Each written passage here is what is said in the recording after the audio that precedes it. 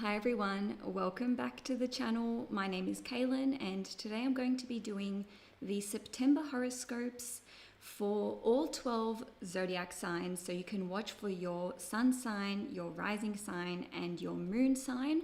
I do recommend that you watch for all three, and that is because it gives you a very well-rounded picture of what to expect for the month ahead. I'll be starting off with Aries and finishing up with Pisces, and I'll be including timestamps as soon as the live stream has aired. So before I get into Aries, I'll just let you know what I'll be covering today. So first and foremost, Uranus will be stationing retrograde in Taurus at 27 degrees on the 1st/2nd of September, depending where you live in the world. On the 2nd of September, Pluto will be retrograding back into Capricorn for the final time. So we won't see this again for another 250 years. It's a very big deal. So I'll be going into detail for each sign for that transit. On the 3rd of September, we've got a new moon in Virgo at 11 degrees. And also on the 3rd, we will have Mars in Gemini squaring Neptune in Pisces at 28 degrees.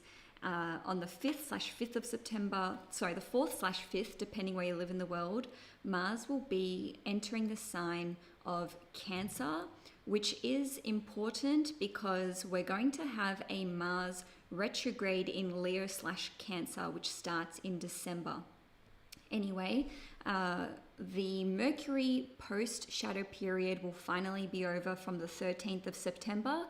So you may be experiencing some retrogradisms for the first couple weeks of September. I myself forgot to turn the mic on as soon as I started the live. So, there we have it.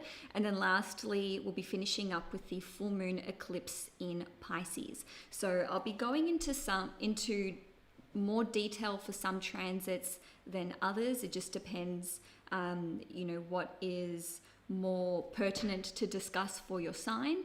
And just some other housekeeping things. The timestamps will be available as soon as possible after the live stream airs. So I do have to go back and add those. If you can help in any way in the comment section, that would be very much appreciated. Closed captions take 24 to 48 hours to be generated. So if you can patiently wait for those ones, that would be great. And of course, if you want to see more content, you can follow me on Instagram as well as Telegram and Facebook. So that's just the same handle, which is CAISTROLOGY. So without further ado, let's start off with Aries. Okay, so this is for Aries, rising, suns, and moons. Again, I do recommend that you watch for all of your big three. All right, so first and foremost, Aries, we've got Uranus stationing retrograde in Taurus at 27 degrees in your second house. This doesn't make any major aspect to you, but you may just have a couple of hiccups when it comes to finances and resources. Maybe this is like payments that aren't going through. You may have to pay an amount for something or other that you weren't expecting. So maybe you were given an invoice for an amount that you now have to query. There may be abrupt changes to your diet that just come about because, for health reasons, or perhaps you've just decided to do a 180 on your existing food preferences and diet preferences. Again, not a big one to note, but that's today, by the way, 1st of September, 1st or 2nd, depending where you live in the world. So moving along on the 2nd of September, Pluto is going to retrograde back into Capricorn in your 10th house. So Pluto has been in Capricorn since 2008. It did make its first foray into Aquarius last year. So this is the last wibble wobble before it's full steam ahead in Aquarius. And this is squaring you, Aries. More so Aries in the latter degrees. So the ones who will feel it the most would be, 26, 27, 28, 29 degrees Aries sun, moon and risings, but nevertheless it's squaring your sign, so it is something to note. Now, 29 degrees is the anaretic degree, so Pluto will not move off of 29 degrees, as in it won't retrograde any further. It'll just go back into Aquarius on the 19th or 20th of November, depending where you live in the world. So 29 degrees is the critical degree, it's the anaretic degree, and this is occurring in your 10th house. So somehow there is one last push from you, or one final challenge, or a closing out of a chapter that is related to your public persona, your career, your worldly responsibilities, and you may be looking to complete some kind of project or career milestone that contributes to your legacy. For some of you Aries, you may be looking at a complete industry change, like going full throttle into being self-employed. For others of you, you may be changing industries, or you may be coming out of retirement, and maybe this is just for 2.5 to 3 months. Even if it's longer than that, in some way, shape or form, there's like a life-changing decision or transition that you're experiencing, that you will be experiencing, that is related to your status in the world. It doesn't necessarily need to be related to career. This could even be related to your personal relationships, okay? So maybe this is related to entering into a marriage, separating, filing for divorce, officially becoming divorced. You may be challenging some form of authority or higher figure. And for others of you, you could be on the precipice of receiving enormous success. So this is something that is, you've basically been working really hard at this, and maybe you're looking to receive the public recognition that you deserve. It could even be work that you've done over the last 15 years, and now it's being recycled or perhaps going viral somehow. In any case, it seems like you are really closing out some huge chapter in your life, even if it's not related to, a work status change, a relationship status change. Maybe you can just personally feel that you're moving into a new era of your life, and you're formally closing out this previous stage that you've been working on or experiencing since 2008. Okay, so on the 3rd of September, there will be a new moon in Virgo, and this will be taking place at 11 degrees in your 6th house. So the 6th house is related to your health, your daily habits, routines, pets, as well as employees. It does rule over things like loans, debts, mortgages, and the 6th house is all about the tedium, the minutiae. So with a new moon in your 6th house, you may be setting new goals or planting new seeds when it comes to having a healthier work-life balance, or just starting up some kind of new health regime. For others of you, you may be starting a new job, or maybe you're adding a new dynamic or new responsibilities and tasks to your existing job that you do. Some of you may be getting a new pet, whether that is fostering, adopting, taking on someone else's pet. Maybe you just find like a stray cat, or you take in an animal, or perhaps you could be making preparations to welcome a new pet into your life. The 6th house is very much connected to health. So even if you're not taking up your own new health habits and routines, you may be studying something to do with health, especially because this new moon is squaring Jupiter in Gemini. And for others of you, you may be coming across a new healing modality that you want to try. And because the new moon's at 11 degrees, this could be very advanced or very avant-garde. Maybe it involves some kind of out there healing techniques, or it's an out there progressive healing modality. Okay, so having a new moon in the 6th house, which we all experience at least once annually, if not twice, that'll be sort of the maximum that you would have a new moon in the same house.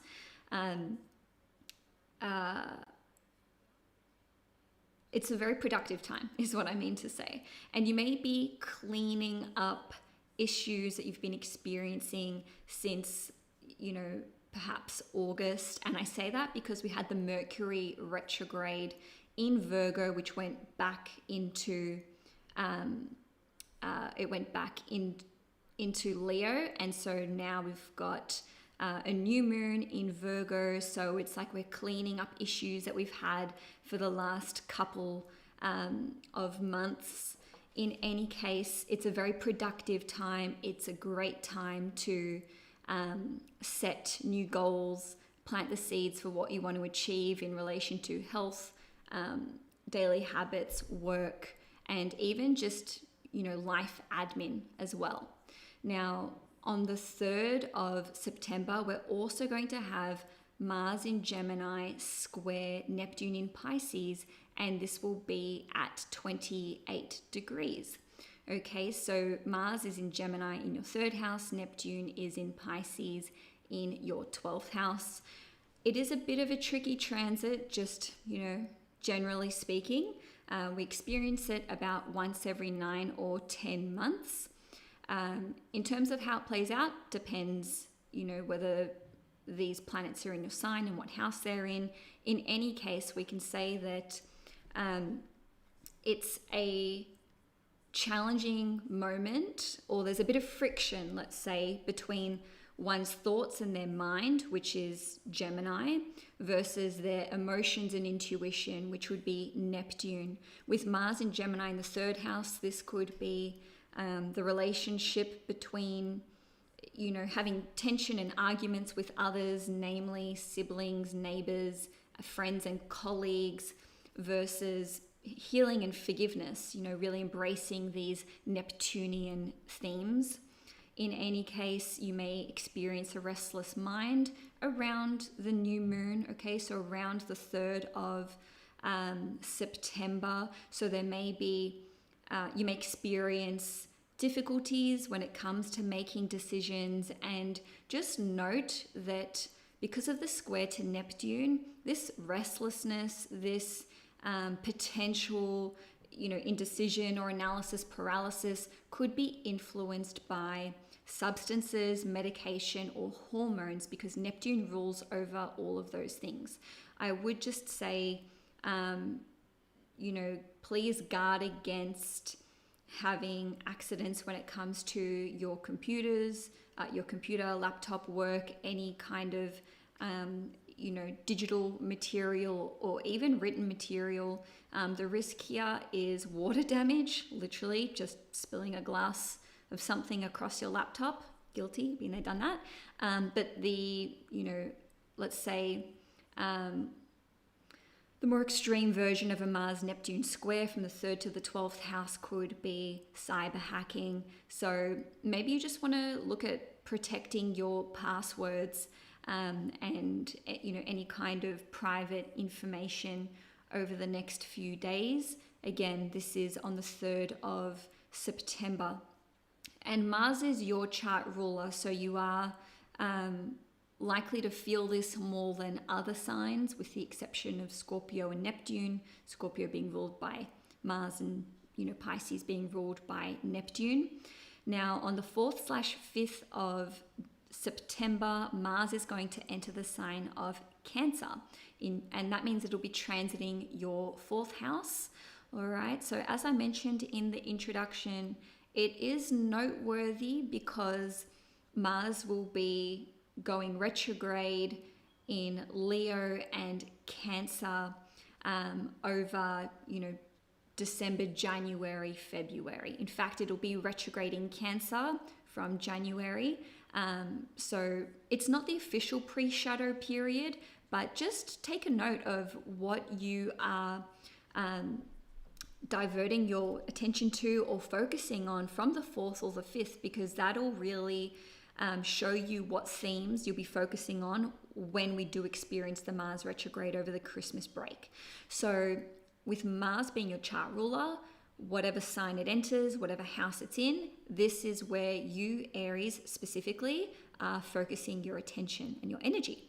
So with Mars being in the 4th house, there's a strong focus on your property and living circumstances. So this can play out as you wanting to renovate your place, fix up issues around the house. You may be working on something around your property which requires tools or heavy machinery. You may be putting effort into buying, selling, or relocating.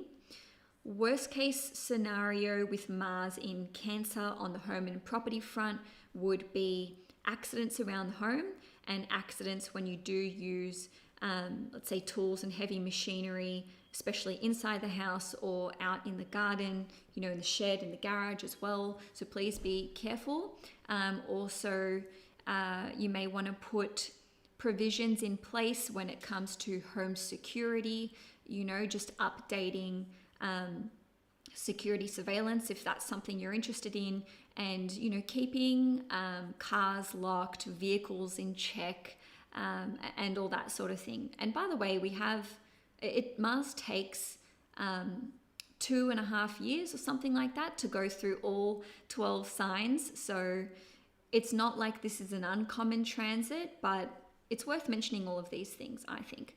Mars going through the 4th house can indicate disagreements and tension with family. Just remember, Mars is your ruling planet. So, this could be you stirring the pot or you starting up these arguments, or perhaps you're the one who's feeling triggered by other family members. So what I'm saying here is that it's more of a challenge for you to remain grounded and not be triggered or not let your temper out. But sometimes family tests us, so what can I say?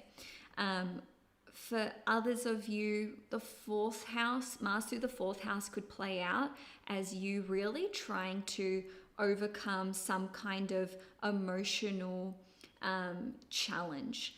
Or you could be working on a project with family members. You could be doing some digging into your ancestry and your lineage. That's another way that could be playing out. And maybe you're putting a lot of physical energy and effort into helping your family, whether this is your partner, your children, or your parents, or even your grandparents. Lastly, for the month Aries, there will be a full moon eclipse in Pisces at 25 degrees, and this will be taking place in your 12th house.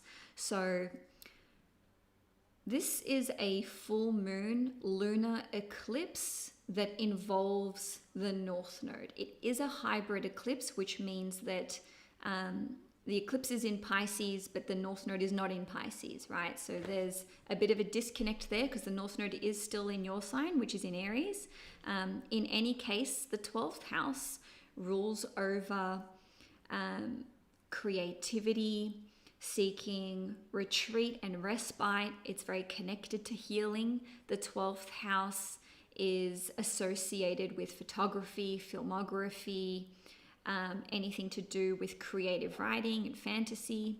The lower vibration of the 12th house would be self-sabotage, martyrdom, victimhood, and also things like espionage and escapism and substance abuse.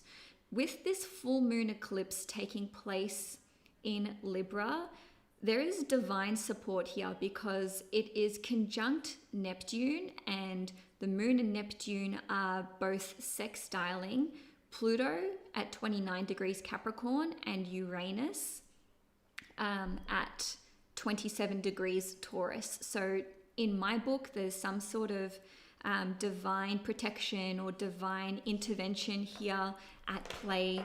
And you may find that you are closing out a chapter or you're reaching some kind of conclusion when it comes to these aforementioned topics.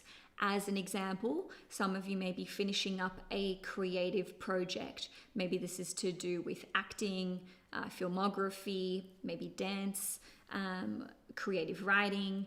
On a different note, some of you may successfully be overcoming challenges with an addiction or substance abuse, or perhaps some of you are just having like a spiritual awakening, or perhaps you receive some clarity through an esoteric or occult reading that you receive. Maybe that's like past life regression, mediumship, tarot, and so on and so forth.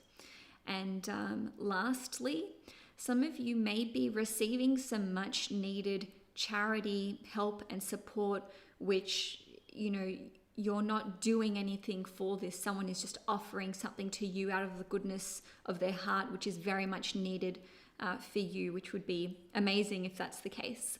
So Aries, thank you so much for watching your September horoscope. If you enjoyed this reading, please give the video a like and thumbs and subscribe to the channel if you want to see more content. And I'll be back with my October horoscopes, which will be focusing on the new moon eclipse in Libra in your 7th house, which highly activates your relationship sector. Okay, so I'm going to move on to Taurus now in just a moment. Bit of a drink change. This is not a paid promotion, but this is my favorite coconut water. Anyway, okay, so Taurus, sun, moon, and risings. The month starts off with Uranus stationing retrograde at 27 degrees in your 1st house. So the Taurians who will be the most affected would be those around 23 to 24 degrees through till 29 degrees, which is my sun sign. I'm a 29-degree Taurus. So, you know, Uranus goes retrograde every year for about 5 months. Is it a big deal? Not really. Is it worth mentioning? Yeah, because, you know, Uranus is in our sign.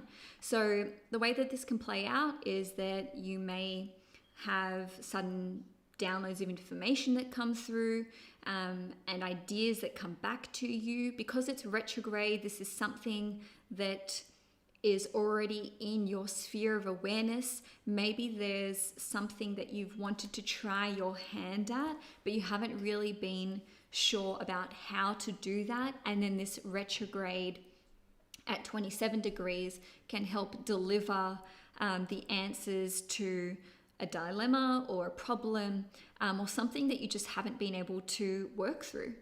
On a different note, an opportunity could come out of the blue.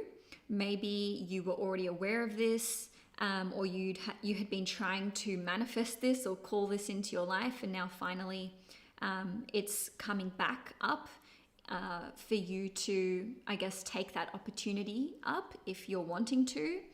If you are a Taurus sun like myself, this could be relating to career choices. So maybe an industry change, exploring something new, maybe looking at retirement, coming out of retirement, or achieving some kind of big work milestone. If you're Taurus moon, especially at these later degrees, these latter degrees, guys, so again, 23 to 29 degrees, this Uranus retrograde could be relating to your property and living circumstances, or something to do with your family and home life. If you're a Taurus rising, this could be related to your life path, the trajectory that you're on, and you just figuring out how you want to show up in the world. And what you want to be known for as well, given that Uranus rules over your 10th house, which is to do with public recognition and the legacy that you want to leave behind. Okay, so moving on the 2nd of September, Pluto will station retrograde. Sorry, not station retrograde. Pluto will retrograde back into Capricorn at 29 degrees. So it will be retrograde in your 9th house until the 19th or 20th of November. And this is for the very last time in our lifetimes. Again, this will affect Taurians who are at those latter degrees the most. So I would say, 25 to 29 degrees. Again, this is me.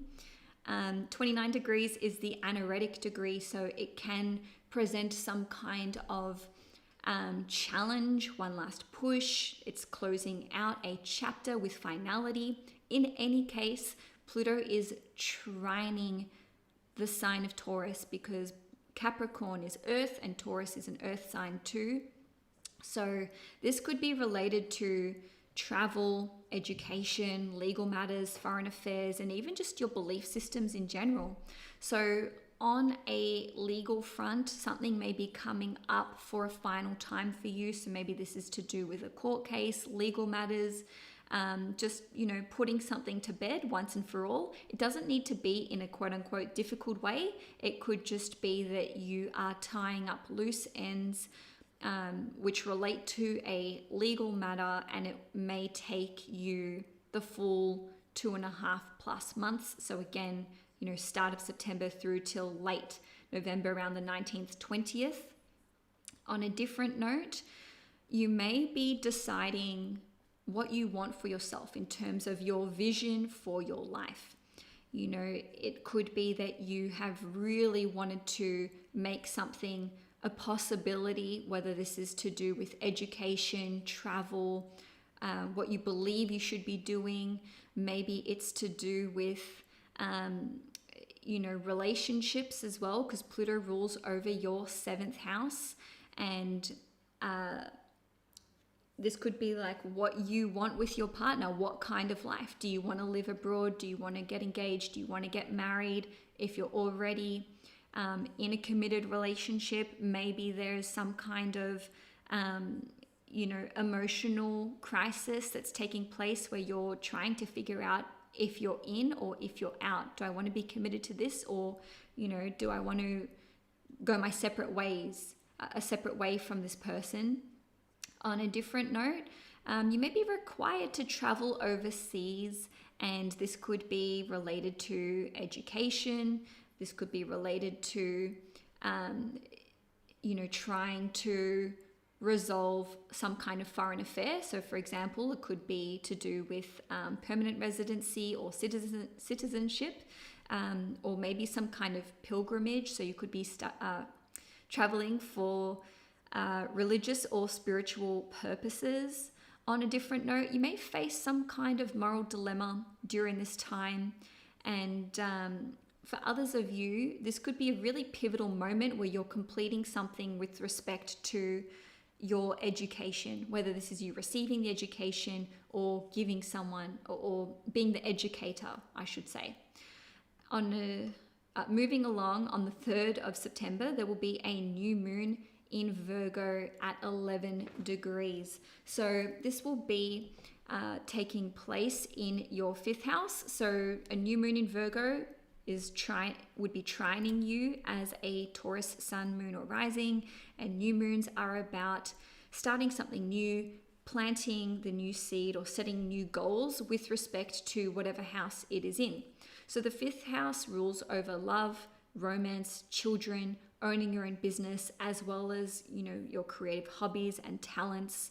And so a new moon in the 5th house is actually great for starting new businesses, launching new products, trying to take your business in a new direction or an exciting direction. On a different note, this could indicate new love and romance entering your life, or perhaps a new approach to your love life, to your dating life. This could indicate reinvigorating, let's say reigniting the spark in your relationship.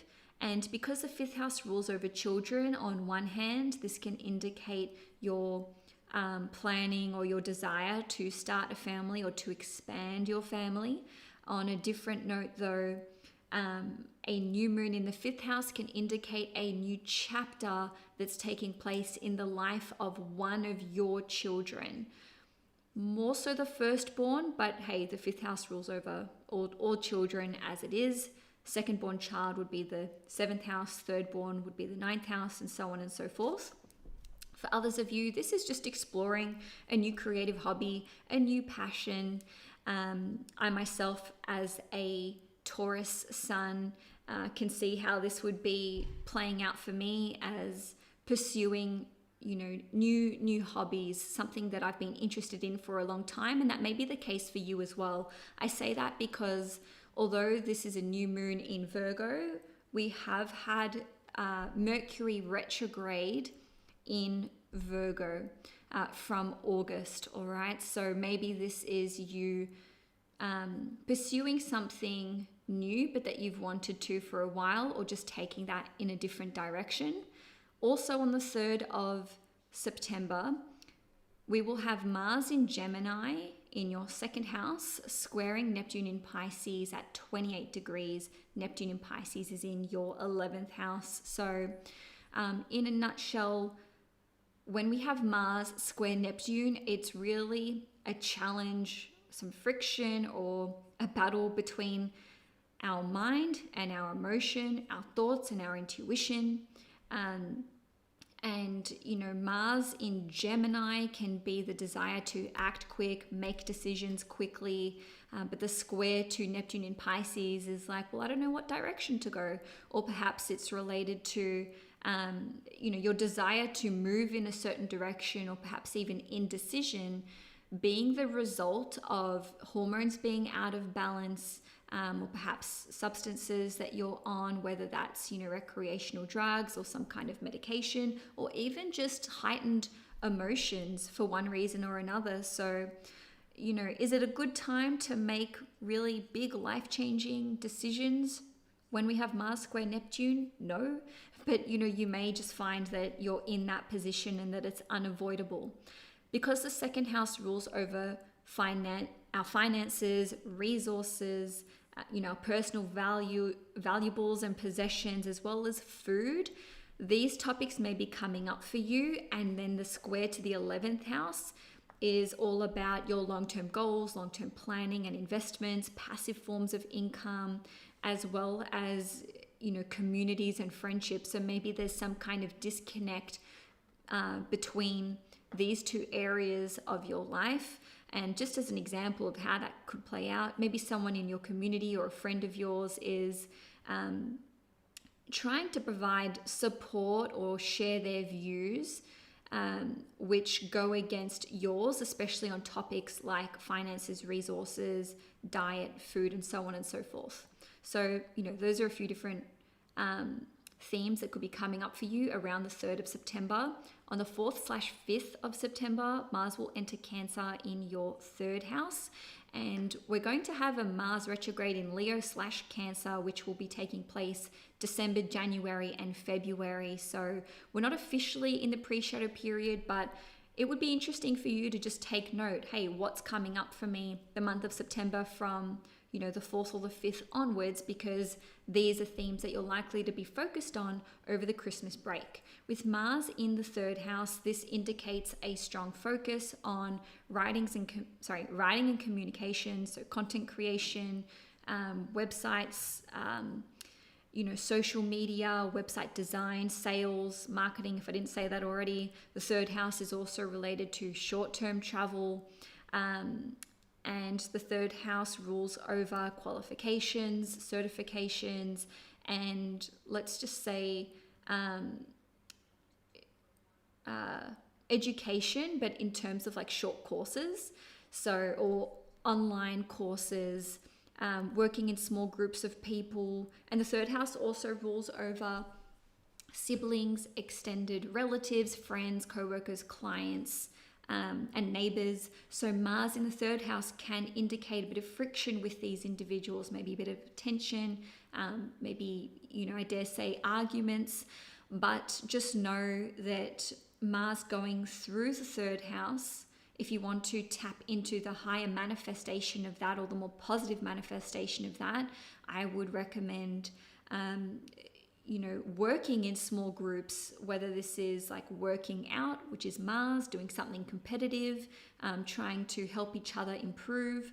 On a different note, great time to take up running, Mars in the third house can indicate that you're working really hard on content creation, written communication pieces, and really upping your game when it comes to, let's say, social media, website design, sales and marketing, and so on and so forth. Lastly, Taurus, on the 18th of September, we'll have a full moon eclipse in Pisces at 25 degrees in your 11th house. So in terms of aspects, this would be sextiling Taurus sun, moon and risings. The Taurians who would feel it the most would be the last decan. Okay, so from about 20 degrees to about 29 degrees Taurus. Bingo, especially if you're 25 degrees. In any case, the 11th house rules over passive forms of income, investors, benefactors, one's community. The 11th house rules over long-term goals and dreams, as well as, let's say, one's online presence. Yes, the third house is also connected to that too. Sometimes there's overlap between different houses. In any case, though, a full moon eclipse is all about closing out a cycle or a chapter, something coming to completion or fruition. There's a lot of beautiful divine support with this full moon eclipse because it's the moon's conjunct Neptune at 28 degrees, and both the moon and Neptune are sextiling Pluto in Capricorn and sextiling Uranus in Taurus. And of course, Pluto and Uranus are trining each other. So the three outer planets are all in beautiful, harmonious aspect to one another, which to me indicates that there's some kind of, again, divine otherworldly support at play. Not to mention the full moon eclipse is at 25 degrees, which is the Aries degree. So there's something new that's coming through. And this lunar eclipse, this full moon eclipse is with the North Node. So, the full moon the full moon influence indicates it's something that we're aware of, something that's already been in the works. But with it being with the North Node, it's giving us something, it's delivering us something. And, the 11th house rules over awards, rewards, accolades, and so on and so forth. So perhaps you are receiving some kind of positive payoff for hard work that you've been doing. So Taurus, that's all I have for you for this month. If you enjoyed this horoscope, please give it a like. If you want to see more content on the channel, please hit the subscribe button. I'm going to be moving on to Gemini in just a moment. But for those of you in the chat who are asking what sign I'm on, if you look over here, I am going to be having signage up for every sign that I'm doing. So if you're ever wondering where I'm up to, you can just check here, and you can tune back in at your leisure if your sign is a little later on. Basically, I'm going to be continuing on from Gemini through to Virgo. Then I'll have a 10-minute break. Then I'll come back all refreshed and ready to carry on with the next 6 signs. So now we are, keep doing this the wrong way. Now we're on to Gemini. Gemini sun, moon and risings. I myself am a Gemini rising, so I just like to mention it for solidarity. Again, I recommend that you watch your horoscope for your rising, your sun and your moon sign, just to give you a really good idea of what to expect for the month ahead. The sun sign relates to career and life purpose. The moon sign relates to emotional world, property, living circumstances and family life. And your rising sign, also known as your ascendant sign, covers the full gamut and generally speaking is the most accurate overall. So Gemini, on the 1st/2nd of September, depending where you live in the world, Uranus is going to station retrograde at 27 degrees in your 12th house. It's not making a major aspect to you. Uranus doesn't rule you, so it's not something that you'll necessarily feel in a big way, especially because this is in your 12th house. but I would say probably have disturbed sleep or like weird dreams for the next 2 or 3 days. So from about the 1st to the 3rd of September, you may just feel a bit restless at night, a bit hard to unwind. You may receive exciting ideas or downloads of information while you're asleep. And for others of you, you could have some major success in overcoming some kind of substance addiction or, a vice that you want to give up. And lastly, with Uranus being retrograde in the 12th house, this can indicate that you may have some kind of creative inspiration or breakthrough when it comes to something you have been intending to work on for a while, but you just haven't known which way to move forward. And maybe this can come through as a result of visions in your sleep, meditation, yoga, or just, chilling out and doing something creative. Now, on the 2nd of September, depending where you live in the world, Pluto is going to retrograde back into the sign of Capricorn, and this will be in your 8th house. It'll be retrograde until the 19th/20th of November, depending where you live in the world. 29 degrees is the anaretic degree. What I have noticed about this in my own personal life is that anytime a planet gets to 29 degrees, even if it's literally just Mercury or Venus, these days usually, or these times usually end up being a bit more challenging, or there's some kind of peak when it comes to whatever that planet rules over. And that's why, people have been experiencing a state of, let's say, limbo or confusion, because Neptune has been on 29 degrees for a month or 2 months now. I don't know exactly how long, but long story long, Pluto being retrograde at 29 degrees specifically, and being the slowest moving planet, indicates that there is some kind of major chapter that you're trying to close out. Because this is in your 8th house, or in our 8th house, this is related to overcoming insecurities, removing blockages, letting go of things that no longer serve us, overcoming issues when it comes to, let's say, being emotionally vulnerable, or perhaps sexual intimacy. On a different note, the 8th house rules over the occult, esoteric matters, as well as conspiracy theories and mutual resources. So you may be doing a deep dive into these areas with your mutual resources.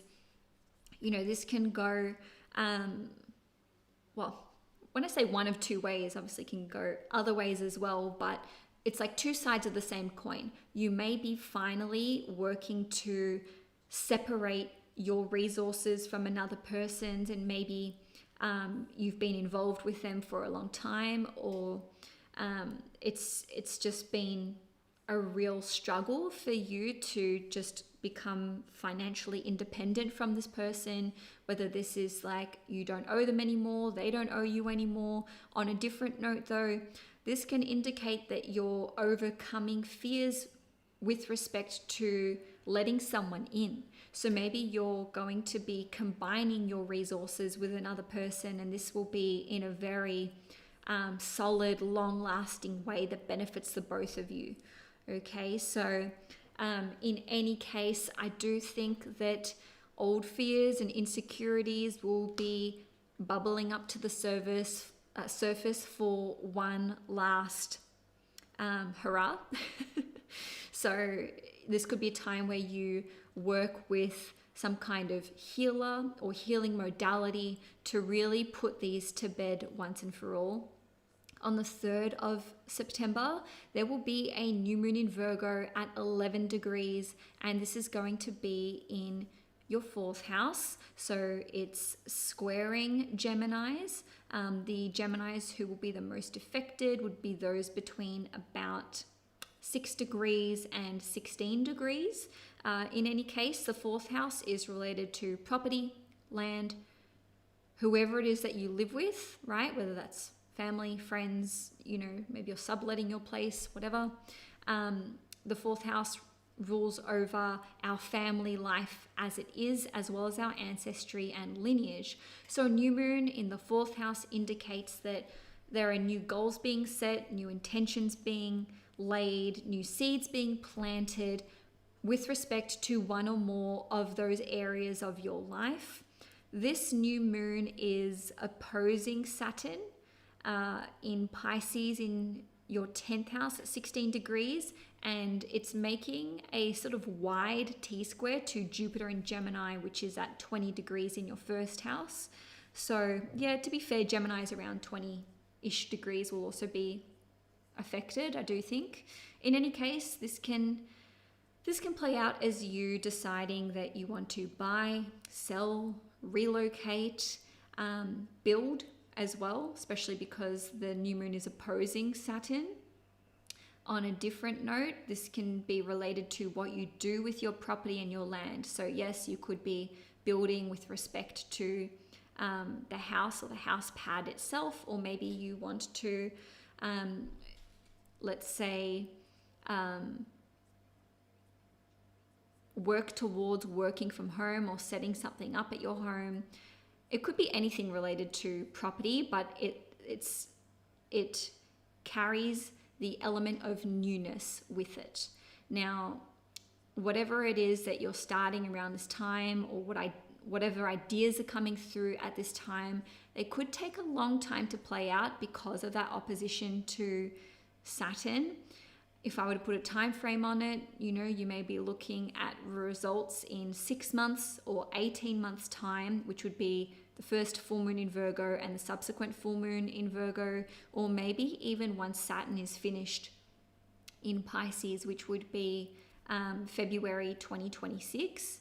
Now, you could be looking to move in with someone else or have someone move in with you. This could be about establishing boundaries with a family member, or you could be looking at ways to set up more support for your family, or perhaps even looking to start a family.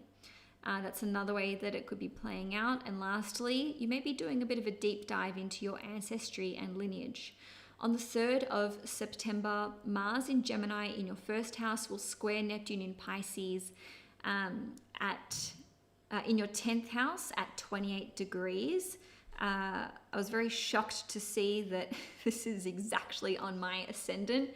When I started looking at this transit, I was like, oh, no. Last time, actually, no, I won't go off the deep end into personal anecdotes. Stay on track. So, Gemini rules over the thoughts and our mind, our mindset, and Neptune rules over our emotions and our intuition. So there is some kind of friction or perhaps challenge that is arising around the 3rd of September, plus or minus a couple of days, so maybe even from now.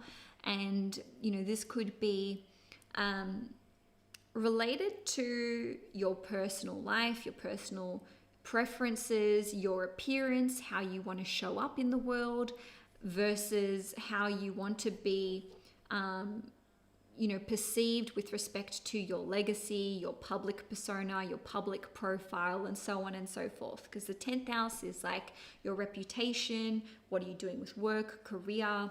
How do people know you? what's your resume say? And then the first house is like, well, this is how I live my life every day. This is how I speak, sound, dress, look, and so on and so forth. So there may be a little bit of a disconnect here where your intuition and your emotions are really, really wanting to push you in one direction or lead you in one direction. And, the conclusions that you're drawing consciously upstairs with your mind are leading you in a totally different direction. So this can lead to analysis paralysis, difficulty making decisions.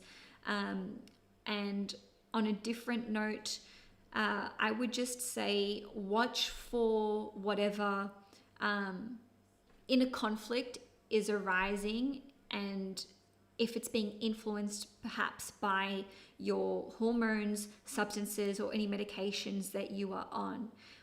In my personal opinion, it is best to avoid making life-changing decisions when we have a Mars-Neptune square, but sometimes the nature of that transit can usher us or sort of push us in that direction anyway. So, you know, my advice over the next 3 or so days would be just take it easy. Don't try to push yourself too hard. Don't take on too much in terms of workload. If you can defer making important decisions, do, but also remember that this is a general reading, and just note that you may be easily triggered around this time emotionally in terms of anger, wanting to argue with friends or siblings or relatives because Mars is in Gemini. Okay, so if you can lean into healing and forgiveness and, you know, just having more rest, I would advise that you do that. And I would advise myself to do that too. This is just a public reminder, Cailin, for later.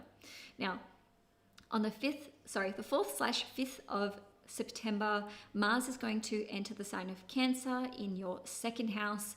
Later this year, we're going to have a Mars retrograde in Leo/Cancer, which will be December and then January, February in 2025. So whatever themes are coming up for you from the 4th or 5th of September onwards, you may want to take note, because you will revisit these later this year, if not early next year. So Mars in your second house indicates big focus on finances, an initiative to earn more money, generate a higher income, but there may be more expenses. When Mars goes through the second house, boom, we're just burning through cashola. So just be mindful that you may want to watch out for leakages. You know, where can you save your pennies and not spend so much? On a different note, Mars through the second house can indicate that you are purging possessions, getting rid of them. This can indicate some kind of accident befalling certain possessions and valuables, as well as another way that could play out would be theft. So again, this is my second house. I'm not really worried. You know, Mars goes through the second house every 2 and a bit years, but just be mindful of these things. Be mindful of damage to your possessions. Be mindful of, you know, people pinching something of yours. So just don't leave it unattended if you can avoid it. This can indicate you being cutthroat with your wardrobe. This has got to go. This has holes in it. You know, I don't even wear this anymore. So I can really see you downsizing your wardrobe and downsizing your possessions and valuables. The second house rules over diet. So this can see you being very gung-ho when it comes to what you're eating. And certainly Mars is about cutting things out. So this is maybe cutting out or cutting down on sugar, alcohol, you know, gluten, whatever it is for you. Some of you may find that you are required to make serious changes to your diet, and this could be for health reasons. For others of you, this is self-generated in terms of your own volition. You know, you're just taking this upon yourself. Now, the second house rules over the lower half of our face as well as our teeth. So be proactive with your teeth. If you haven't seen a dentist in a while, go see your dentist. If you have a small toothache now, go see your dentist. Get that taken care of. If you have any concerns for this whole region, all right? The second house rules over the thyroid, the throat, the glands, the tongue, the mouth, blah, blah, blah. So you are at risk of infection here, or some kind of, you know, flare up or allergy or whatnot. So just be very careful when it comes to these parts of the body. And again, you may just want to be proactive. Maybe you are having blood work done, or maybe you're having some kind of allergy testing thing done to see, you know, why you're experiencing certain things in your body. So I think I've said enough on the second house with Mars in Cancer there. Lastly, for the month Taurus, on the 18th, there will be a full moon eclipse, so a lunar eclipse in Pisces at 25 degrees, and this is in your 10th house. So the 10th house is our public status, our public reputation. Anytime we have eclipses here or significant transits here, this is when big life events start to be reflected outwardly. What do I mean by that? If a person has a significant change in work or relationship status, there has to be an activation to the midheaven. Okay, so you want to check for if your midheaven is in Pisces, because it might be something different. For example, I'm a Gemini rising, my midheaven is in Aries. You can only find out your midheaven by looking at your rising sign, which must be accurate. I digress. In saying all of this, this full moon eclipse is still squaring you as a Gemini sun, moon, or rising. The Geminis who will be affected the most would be 20 through till 29 degrees. Super bingo card for if you are a 25-degree Gemini rising or 25-degree Gemini. In any case, this full moon eclipse has a lot of outer planet support. And what I mean by that is that the full moon eclipse is conjunct Neptune, and both are making, so both the moon, so the eclipse in Pisces at 25 degrees and Neptune at 28 degrees are making beautiful harmonious aspects to Pluto in Capricorn and Uranus in Taurus. So the outer planets are providing a lot of divine support, divine intervention, whatever happens around the 18th of September, plus or minus, 2, if not even 4 weeks. It's divinely inspired, divinely guided. It is meant to happen. Maybe there may be some delays involved to something that you were hoping would take off sooner, thanks to the full moon eclipse being conjunct Saturn. But if that's the case, it's just what's meant to be. Some of you may find that you are reaching a work, career, or professional milestone. This could be the completion of an important project, achieving a promotion, walking away from a job. Okay, so even if this is the end of your work with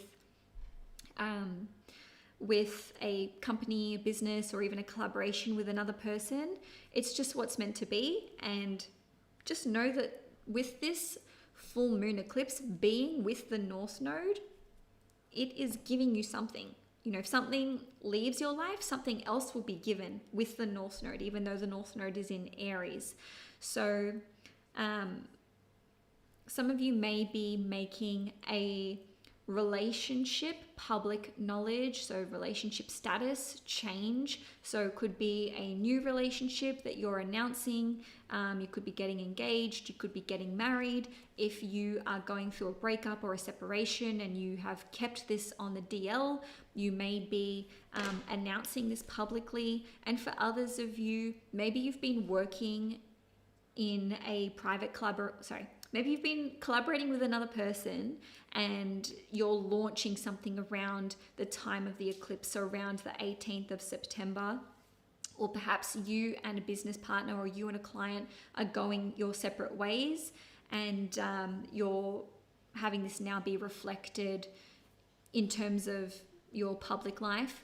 On a totally different note, okay, so aside from work, aside from relationships, it could be that with this eclipse, you are just presenting in a totally different way. So maybe you yourself have undergone some significant changes, whether this is to do with, your personal life, physical appearance, what you believe in, what you want for the rest of your life, and how that translates to the legacy that you leave behind and the life path that you're on. And somehow this is, coming out to be public knowledge. Again, around the 18th of September, plus or minus about a month. So Gemini, that's all I have for you for September 2024. If you enjoyed this video, please give it a thumbs up. If you want to see more content on this channel, please hit the subscribe button. I will be back with my October horoscopes next month, so make sure you tune in for those. I'm going to move on to Cancer in just a moment, but just let me have a little tea break first.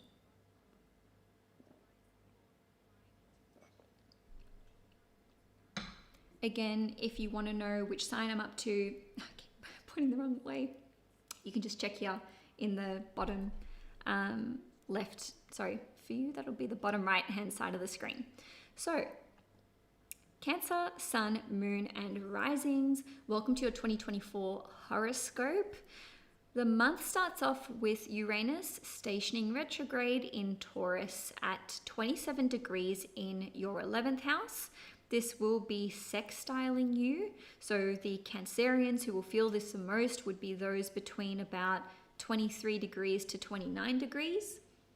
In any case, every year Uranus goes retrograde for about 5.5 months. It's not a big deal, but I thought I would mention it because it's happening today as I'm filming. So with Uranus retrograde in the 11th house, this can indicate that around this time, so around the beginning of the month, there may be some unexpected changes that come up with your friendship group, with a community that you're part of.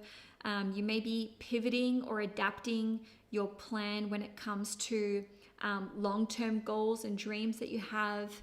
This can indicate that there may be changes to your passive forms of income. You may reconnect with someone from your wider network or community, or you may be moving ahead with a collaboration with another person that was on the table a while ago, maybe a few months ago or even last year, and now it's like, hey, we can move forward with this. On a different note, you may decide that you sort of want to cut ties with a friend or someone that you associate with in your wider network, and maybe this comes up very unexpectedly. So yeah, there may be certain connections that just go offline or come back offline around the 1st, 2nd, or even 3rd of September. On the 2nd of September, Pluto will retrograde from Aquarius, 0 degrees, back into Capricorn at 29 degrees. So this will be in your 7th house, and Pluto will be in Capricorn at 29 degrees. It'll move back into Aquarius on the 19th/20th of November. So this is really the last time in our lifetime that we will experience Pluto in Capricorn, because after it goes into Aquarius, it's full steam for the next 22 years. And for you Cancerians, this has been huge to have Pluto in your 7th house, which rules over partnerships, marriages, relationships, your one-to-one connections. The 7th house rules over vows, oaths, promises that we make, our obligations that we have to other people, and contracts. So from the beginning-ish of September, so the 2nd of September through till the 19th or the 20th of November, you're closing out something major. Now, this could be a relationship, a marriage, a divorce could finally be coming through, or a separation could finally be going ahead. Or you could be overcoming a major obstacle in your relationship or in your marriage that has been around for years, maybe even since 2008, which is when Pluto first went into the sign of Cancer. So you could be overcoming these challenges. I actually know quite a few Cancers who have not been in a relationship since 2008, or maybe they had a breakdown of a relationship sometime between 2008 and now, and they just haven't met someone else or haven't been ready to move into a relationship. So my good news for you single Cancers who are looking for love and romance, once Pluto is done with your 7th house forever in your lifetime, this is the green light for you to move ahead, find love, long-lasting love. I just got really emotional when I said that. I've got a lot of stuff in Cancer myself, so I think that this message is going to hit hard for a lot of people. This is really overcoming monumental relationship issues, whether you're with someone or not. Maybe there's been hang-ups, or maybe you just haven't been able to bring yourself to connect with someone else romantically or even sexually because of something that's been holding you back. And once you overcome this over the next 2.5, nearly 3 months, it'll just be a massive breath of fresh air for you Cancerians. On a different note, and not related to, romantic relationships and marriages, some of you may finally be closing out a legal matter or a court case. Maybe you're appealing something for the last time and it's finally going to be put to bed.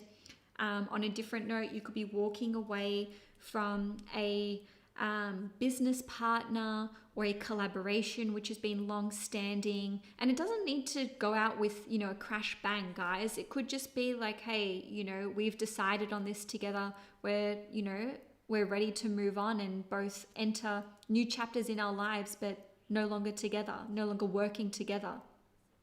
For others of you, you may have made a promise to someone. There may be some kind of obligation or duty or responsibility that you have been, let's say, participating in. And, after the 19th, 20th of November, it's like, hey, my job is done. My duties are fulfilled. And maybe this is alimony money. Maybe this is child support. Maybe this has just been you helping another person, and this is just drawing to a close now. Okay, on the 3rd of September, there will be a new moon in Virgo in your 3rd house. So this will be sextiling you as well. Why did I say as well? Oh, because Uranus is sextiling you. I digress. Oh, cool. Now I've lost my spot. All right. So the new moon is occurring in your 3rd house. So this can be a new chapter that's taking place, new ideas. Look, I love a new moon in the 3rd house because it's great for writing, communications, content creation. It's great for sales ideas, marketing, website design, learning new things, starting new courses, like short education courses, applying for an apprenticeship, a qualification or a diploma or some kind of certification. There also may be plans that you're making for short-term travel around the 3rd of November. So why do I keep saying November? The 3rd of September. And maybe you just are traveling around this time. So there may be some kind of excursion or short trip that you are taking. So yeah, guys, it's also a time where you could be forming a new group. So a new friendship group, so banding together with a small group of people, or you're learning in a small group. So you could be starting some kind of education course around this time, and it's, just there's not too many people. Let's just see. A new moon in the 3rd house can indicate there being new neighbors who are entering your life, or getting to know your neighbors. Or planning something fun with a friend. It's another way that could play out.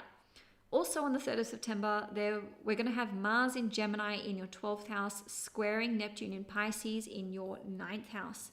So, as I've mentioned for the other signs, Mars in Gemini indicates a restless mind, maybe difficulty making decisions, being pulled in multiple different directions. Gemini rules over the mind and our thoughts as it is. And then Neptune rules over emotions and intuition, as well as healing and forgiveness.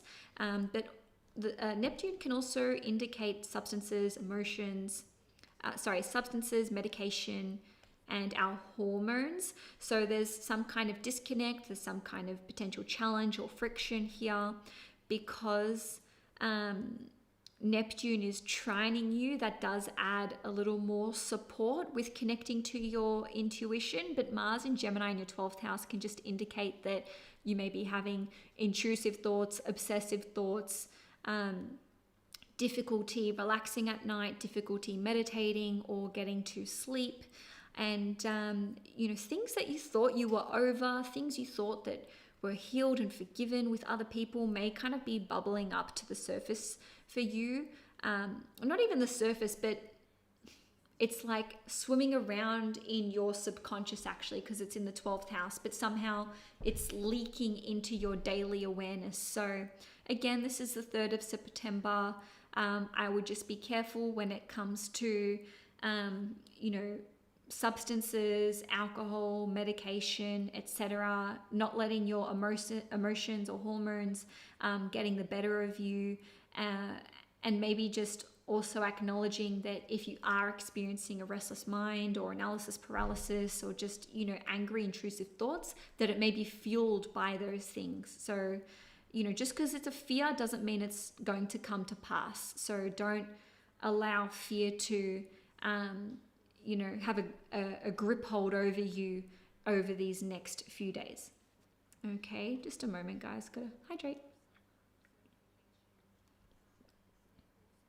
Oh, that is so good. My favorite. Alrighty. On the 4th/5th of September, Mars is going to enter Cancer. So it's going to be transiting your first house. It's not the official pre-shadow period, but please take note of what is coming up for you around September, especially from the 4th or 5th onwards, because we will have a Mars retrograde in Leo/Cancer in December and then January, February 2025. Mars in the first house. Pros: more goal-oriented, more energy, more initiative, and you can find that you have better problem-solving abilities, that you have more energy to work out. You may be working on physically transforming your body, whether this is developing more muscle over muscle, or losing fat. On a different note, Mars in the first house can see you, with it ruling over the 10th house, being very, very determined to achieve some kind of work milestone, some kind of career objective, to create something that's going to contribute to the legacy that you want to leave behind. The downside of Mars being in the first house can indicate being more accident prone, experiencing inflammation. So this could be like rashes, especially around the head. On a different note, this can indicate a time where you're just more argumentative, more easily triggered, just easier to get riled, become a little more agitated than you normally would. So your patience could be very, very tested at this time. And what else? Mars in the first house. Just be careful when it comes to operating any kind of tools, machinery, and so on and so forth. But Mars in the first house really will just give you a lot of pep and a lot of drive, and you can really step into a position of leadership and stand up for yourself, stand up for what you believe in, which is very hard to do. For Cancerians, I also have Mars in Cancer and I have Mars in the first house. So this is my life, everything I'm just describing, I just live with this. It will be a very transformative time for you physically. If you're wanting that, you can really take ownership of your health and push your body to the limit in terms of, let's say, physicality, whether this is running, like I said, developing muscle mass, becoming more toned, and we're just achieving some kind of physical transformation. All right, so lastly for the month Cancer, on the 18th of September, we will have a full moon eclipse, and it will be in Pisces at 25 degrees, and it will be in your 9th house. So it will be trining you. It's very harmonious aspects for Cancers, which we love to see. So the Cancers who will be the most affected would be those between about 20 degrees and 29 degrees. Full points if you're a 25 degree Cancer sun, moon, or rising. In any case, eclipses, especially lunar eclipses, are about something coming to completion, something coming to a close. And this full moon eclipse is with the North Node, even though the North Node is in Aries, which makes it a hybrid eclipse. And what that means is that as you experience some kind of peak or chapter coming to a close in your life, you're receiving something for your efforts. And as I mentioned for the other signs, this eclipse, fortunately, has a lot of support from the outer planets. It is conjunct Neptune, and both the moon and Neptune are sextiling Pluto in Capricorn and sextiling Uranus in Taurus. So these are all harmonious aspects between these three outer planets, which represent or indicate that there is some kind of divine support coming through, divine protection to you as well. The ninth house is to do with your belief systems, beliefs around religion, spirituality, worldviews, politics, etc., etc. And the ninth house also rules over education, travel, legal matters, and the law. So all of these, or some or more of these themes, maybe all of these themes, could be coming up for you in some way, shape, or form. So you could have a sudden spiritual awakening, an epiphany of a spiritual nature or religious nature, some kind of let's say download when it comes to your life purpose, your life path, what you want to be pursuing. It's almost like you're being realigned to just head in the right direction and get back on track, especially if you feel like you've lost your way. On a different note, this can indicate the successful completion of or conclusion of a legal matter. So obviously it's a general reading. It's hard to say how this is all going to play out for each person, but it could be that you're winning some kind of court case, or you are successfully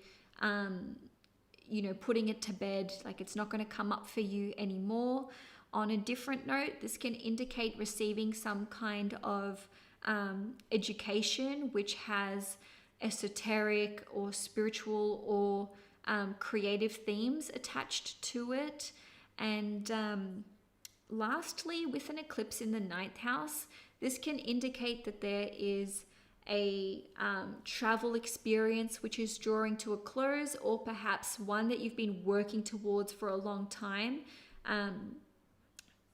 is suddenly available, for you. So for example, if there was a trip that you had wanted to go on, or that you'd been thinking about or planning, maybe you didn't have time off, or it wasn't the right time, perhaps around September or even October, this travel opportunity is available to you. So Cancer, Sun, Moon and Risings, that's all I have for you for September 2024. If you enjoyed this horoscope, please give it a thumbs up. If you want to see more content on this channel, please hit the subscribe button. I'll be back with my October horoscopes, where I'll be discussing the new moon eclipse in Libra, which is very exciting. And now I'm going to move on to Leo in just a moment. Let's see if this tea is still warm. Lukewarm. Okay, so this is for, I keep doing the wrong hand, Leo, Sun, Moon and Risings. And I do recommend that you watch for your Ascendant, Sun and Moon, because watching all three will give you a very well-rounded idea of what you can expect for September. Okay, so Leos. On the 1st/2nd of September, depending where you live in the world, Uranus is going to station retrograde in Taurus at 27 degrees in your 10th house. And Uranus will be squaring you. So the Leos who will be the most affected would be those around 23 to 29 degrees. In any case, we experience this transit once a year. Uranus goes retrograde for about 5.5 months, so it's not really a big deal, but why not mention it, because it's happening today as I'm filming. And with it retrograding in your 10th house, this can indicate you having some kind of idea when it comes to what you want to achieve professionally resurging back into your life. So this could be related to work milestones. If not work, maybe this is about the legacy that you want to create and that you want to leave behind. On a different note, if it's not related to work, this could be changes to a relationship status, whether that's romantic, or this could be a business relationship. On a different note, The 10th house rules over our public persona and our public profile. So this could indicate that you are having downloads of information when it comes to how you want to show up in the world, what you want to spend your life pursuing and creating. Now, on the 2nd of September, Pluto is going to retrograde from Aquarius back into the sign of Capricorn.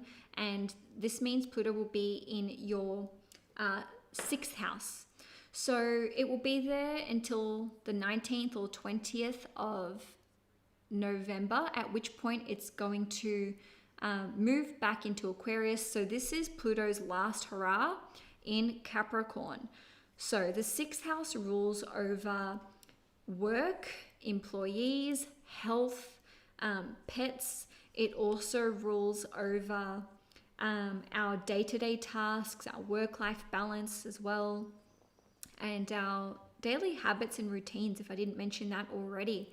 So basically, having Pluto retrograde at 29 degrees indicates that there is something of a critical nature, being the critical degree, that's coming up that relates to one or more of those themes. So this can indicate that you are working to overcome potential blocks or insecurities that are related to your health, that are related to your work, that you may be experiencing with an employee or your existing employees, or this could be to do with pets as well. I would say that there is something that you've been working on or working towards that maybe you didn't think had a solution, or maybe you could only see a certain set of options for you, for your life, for your personal set of circumstances. And then Pluto retrograde at 29 degrees is like, hey, let's break you out of these self-limiting beliefs that you have been putting upon yourself or that you have been experiencing. With respect to work, there may be something which crops back up that you thought was done and dusted. So that could be like, I thought I never had to do that job again. I thought I never had to work with this person again. I thought I never had to, engage with this software or with this program, or I thought I had it all locked and loaded and ready to go. And then it's like one last problem comes up. Look, I don't want to lie. The 6th house rules over loans, debts, mortgages, as well as conflicts and problems. So Pluto retrograde at 29 degrees in your 6th house indicates that there's just one last chapter that you need to get through, one last push. You're nearly done. Don't say this to let's say put you on edge. Remember, it's a general reading, so this is going to play out differently for everyone. You're so close to being at the end of this chapter, at the end of this cycle that you may have been experiencing problems with or issues with over the last few years, maybe even something that occurred around 2008, especially if it's to do with your health. This is a great time for overcoming health problems, or even just an aversion to a certain set of daily habits, like good habits versus bad habits. So like I said, it's the 2nd of September through till the 19th, 20th of November. Then you're done. And guess what? You're done forever, because Pluto will not be in Capricorn again for another 250 years-ish. Now, on the 3rd of September, there will be a new moon in Virgo at 11 degrees, and this will be taking place in your 2nd house. The 2nd house is related to finances, resources and possessions, food, as well as this part of the body. Okay, so mouth, teeth, lower half of the face, thyroid, neck, throat, etc., etc. And with a new moon here in your 2nd house, it's all about planting new seeds, starting a new chapter, working towards something new. And P.S., this is likely to be something that you are already aware of. And I say that because we had Mercury retrograde in Virgo, then into Leo. And so essentially, this could be something that's been in your awareness since August, or maybe even late July. In any case, it could be that you are wanting to generate a new stream of income, more money. You may be wanting to procure a certain resource or a valuable, so you could be working towards some kind of procuring some kind of possession. On a different note, some of you may be making some changes to your diet, your cooking, what you eat. So there could be certain goals that you are setting for yourself that involve your diet and your food habits. On a different note, you could be making plans for certain dental work, whether this is like whitening your teeth, a filling, getting a root canal. And lastly, with this one, you could be working to improve the, let's say, I don't say health of your thyroid, but maybe you are wanting to look at certain hormones that are taking, that you, I'm sorry guys, I'm nearly at my intermission. Let me start again. You may be working on a set of new health regimes that involve food to regulate your thyroid. Okay, so on the 3rd of November, Mars in Gemini in your 11th house is going to square Neptune in Pisces in your 8th house. Okay, and this will be taking place at 28 degrees. So basically, Gemini rules over our thoughts and our mind, and Neptune rules over emotions and intuition. So there may be some kind of disconnect here. There may be some kind of difficult decision that you need to make or that you want to make that may be fueled by, let's say, out of balance hormones or out of balance emotions. I would just say watch out for arguments or tension with friends or any community that you are part of, because Mars is in your 11th house in Gemini. And at the end of the day, this transit only happens once every 9 or 10 months. You may feel the effects from around, 1st of September through till 5th or 6th or maybe even 7th of September. But in any case, Mars is moving into Cancer on the 4th. So with Mars in Cancer in your 12th house from the 4th or 5th of September, depending where you live in the world, this can indicate that you're working on something behind the scenes, because the 12th house is very much a hidden house. It rules over things like fantasy, creativity, creative writing, filmography, photography. The 12th house is also related to occult and esoteric matters and anything to do with healing. The let's say lower vibration of the 12th house or the lower manifestation of the 12th house relates to self-sabotage, self-limiting beliefs and behaviors, as well as, victimhood. Okay, so perceiving oneself as a victim, and of course, substance abuse issues. So with Mars in your 12th house, this can indicate that you're working on one or more of these areas. Even if you're not actively or consciously doing this, they could be coming up for you. Okay, so your subconscious could be bringing these things to your attention. Mars will be retrograding in Leo and also Cancer in December and then January, February of 2025. So do consider what you are starting around the 4th or 5th of September, or what's happening in the month of September for you, because these themes will be bubbling back up again over the Christmas break. So Mars in the 12th house can see you working on a creative project behind the scene, again, something to do with photography or filmography, working on a charity. Maybe you are applying to receive some kind of charity or assistance with receiving donations. On a different note, you may be working to overcome a substance,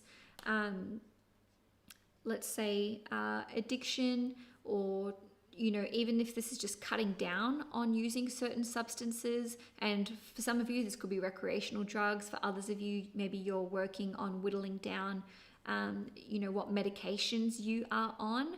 On a different note, Mars going through the 12th house can indicate having nightmares. That's an unfortunate side effect of Mars in Cancer that is worth mentioning. But some of you may just be working on your sleep quality, sleep hygiene, and so on and so forth. Now, on the 18th of September, so this is, the last transit for you, Leo, Sun, Moon, or Risings, there will be a full moon eclipse at 25 degrees in your 8th house. So this, let's say full moon eclipses and lunar eclipses, which are one and the same, indicate the end of a chapter or some kind of situation reaching a conclusion or reaching a peak. Because this eclipse, this full moon lunar eclipse, is with the North Node, it's delivering something to you. Okay, so you're receiving something out of this eclipse, whether that's a physical thing or an emotional trade-off in a positive way, I would say. So this full moon eclipse, like I said, is in Pisces, and it's at 25 degrees in your 8th house. The 8th house is associated with mutual resources. So for some of you, this could be finally separating your mutual resources with another person, and you derive some kind of benefit from that. For others of you, you could be combining your mutual resources with another person, and you could be benefiting in that respect. Some of you may be receiving an inheritance. Not trying to foreshadow anything here. For some of you, it could have just been that someone in your family or someone that is deciding to give you inheritance money early, or share something of value with you, maybe even an heirloom, earlier than you had anticipated. That happened to me once, before my grandpa passed several years ago. He was like, I was going to give you this money anyway, here's a check, etc. On a different note, a full moon eclipse in the 8th house can indicate that you're overcoming some kind of block emotionally. So this could be related to emotional intimacy, sexual intimacy, feeling like you're able to be vulnerable with another person. And by doing this, it's bringing the two of you closer together. On a different note, this can indicate that you are maybe revealing a secret or something that you had just been keeping to yourself with another person, and you derive let's say your relationship improves after choosing to do this, or maybe someone is sharing something with you and you're able to help them, and it's bringing the two of you closer together. On a different note, the 8th house is related to the occult, anything esoteric in nature. So you could have a profound reading. Maybe this is a tarot reading, an astrology reading, a Reiki session. The 8th house is related to transformation and healing. So you could be overcoming some kind of physical challenge. So something could be healing or healed within you around the time of this eclipse, which once again is on the 18th of September, plus or minus about a month. This eclipse, well, let's say the moon is conjunct Neptune at 28 degrees, and both the moon and Neptune are sextile Pluto and sextile Uranus. So all three of the slowest moving outer planets are in beautiful harmony with one another, which is super positive in the sense that there is divine blessing here at play. There's divine protection, divine intervention. So whatever is happening around the 18th of September, eclipses can be kind of dicey. They can have like a frenetic, chaotic energy to it. You can't really harness the energy of an eclipse, nor should you try, in my personal opinion. Just let the eclipse do its thing and you ride its wave. But just know that whatever is happening around this time, it's for your best and highest good, and it is divinely inspired in some way, shape, or form. So Leo, that's all I have for you for September 2024. If you enjoyed this horoscope, please give it a thumbs up. If you want to see more content on this channel, please hit the subscribe button.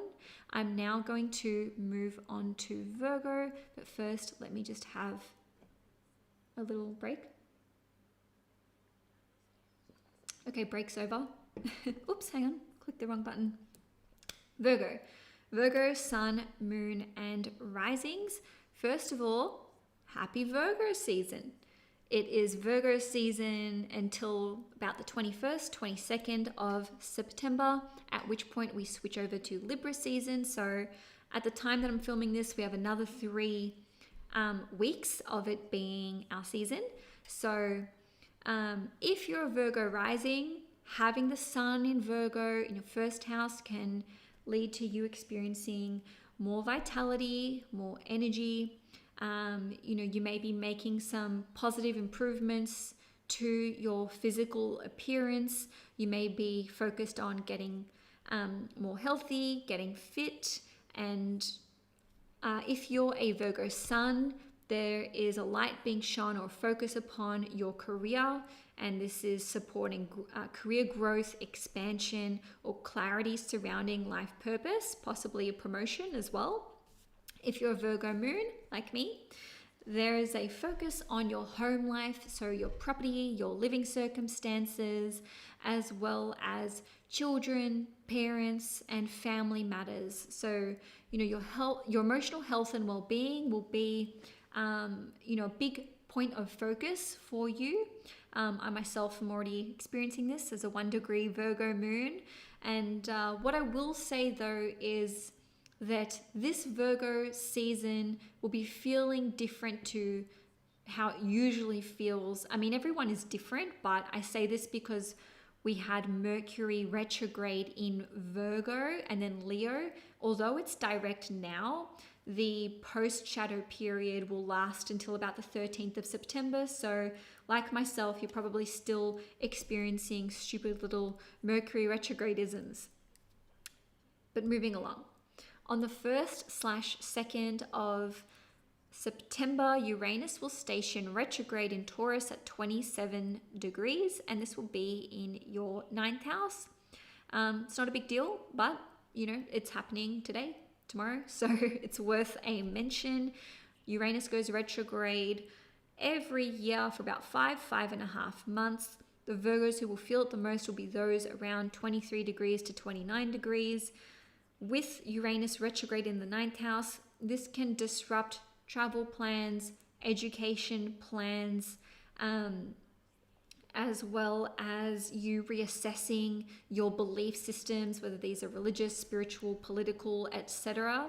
It could just be that you have a sudden download of information or clarity about what direction you want to move in with respect to travel plans and education plans, or maybe if your spiritual practices or religious practices had sort of been on pause or fallen by the wayside, you could be revisiting those around the 1st, 2nd, 3rd, 4th of September, and then reintegrating these over the next 5.5 months. On the 2nd of September, Pluto will retrograde back into Capricorn at 29 degrees, and it will be in your 5th house. So it will be trining you as a Virgo. The Virgos who would be the most affected would be those between 25 to 29 degrees. Full bingo card if you're a 29 degree Virgo sun, moon, or rising. Pluto will be leaving Capricorn for good on the 19th/20th of November, depending where you live in the world. Pluto won't be in Capricorn again for like 250 years, so it's a big deal. With it being retrograde, and more importantly, with it being at 29 degrees and in your 5th house, there's something that's coming up to finally just be confronted head on, tackled, put to bed, dealt with, one final challenge, one final push, and then that chapter is closed once and for all. So the fifth house is related to our love life, our romantic life. It also rules over children. It rules over your business, if you own your own business, as well as creative projects, passions, hobbies, and so on and so forth. It rules over fun too. So with Pluto retrograde in your fifth house, and again, more importantly, with Pluto at 29 degrees for nearly the next 3 months, these themes are coming up for you, for us, big time. If you are in a relationship, remember the fifth house is related to love and romance, then any issues that you have in this relationship, any insecurities, any doubts, these are being looked at, these are being dealt with. Some of you will go your separate ways with your significant other. Some of you will be overcoming a major challenge or a major hurdle in your relationship, whether this is, their problem, whether this is something you're needing to overcome or something that's affected the both of you. For example, communication, given that Pluto rules over your third house, you're weeding out these issues and tackling them. And, for those of you who, overcome them with your partner, the two of you will be stronger than ever, but you will see the, let's say, the fruition or your hard work coming to fruition after Pluto goes back into Aquarius on the 19th, 20th of November. For others of you, this can indicate that there's been maybe backing and forthing when it comes to starting a family or expanding your family, or looking at the way in which you are expanding your family. So for some of you, this could be adoption, fostering, IVF. For others of you, maybe you weren't sure if you wanted to start a family or expand your family further. Maybe you and your partner were on different pages, and this can indicate that you are looking at what kind of parent you want to be, whether this is parenting techniques, whether this is your approach, maybe this is to do with boundaries, structure, rules, and discipline, especially because those are the things that Capricorn rules over. Some of you may be overcoming relationship difficulties that you've been experiencing with one of your children. If they are older, maybe this is your relationship with them. For others of you, this could be a developmental let's say thing that you've been experiencing with your child, one of your children, if they are younger.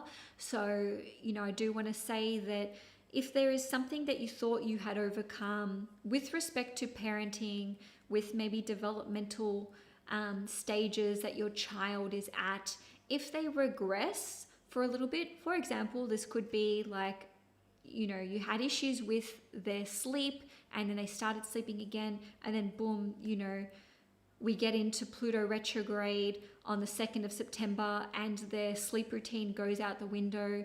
I really truly think that you will be able to overcome this, after or by the time of, let's say, 19th, 20th of November. So don't freak out if there's a step backward with your children, with, trying to conceive or expand your family, with your relationship. For some of you, it could just be that it's 2 steps forwards, 1 step back. Maybe it's a big step back, but then after Pluto is in Aquarius from the 20th of November, it can be full steam ahead. On a different note, like I said, the fifth house is related to hobbies, passions, anything creative that we do, creative projects, as well as owning one's own business. So there can be like a big review that is coming up when it comes to, well, what am I doing that makes me happy? What am I good at creatively speaking? What are my passions? What are my hobbies? Why have I not crocheted or, painted or danced for however long? I really want to get back into that. So this can actually be a very fruitful time for you creatively speaking, which I think is really beautiful. So this can be picking these creative projects back up.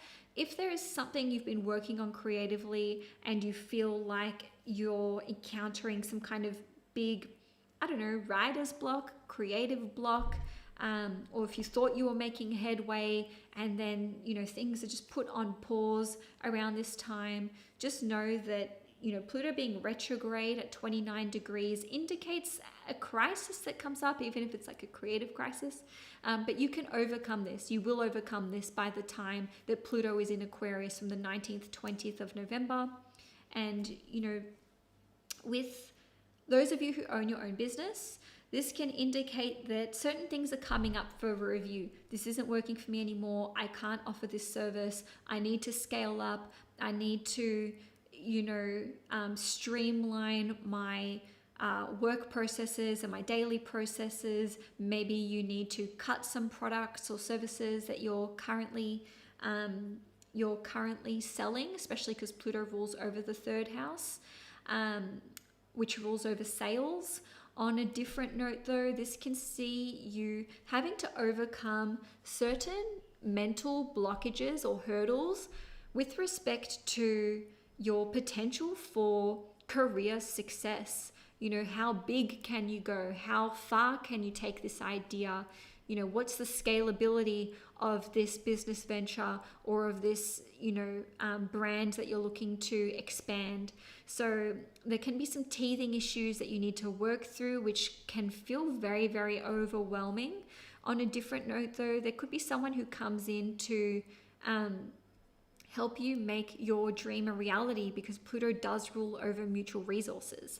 Moving along though, on the 3rd of November, there will be a new moon in Virgo at 11 degrees in your first house. All right. So a new moon in the first house is always a very reinvigorating time.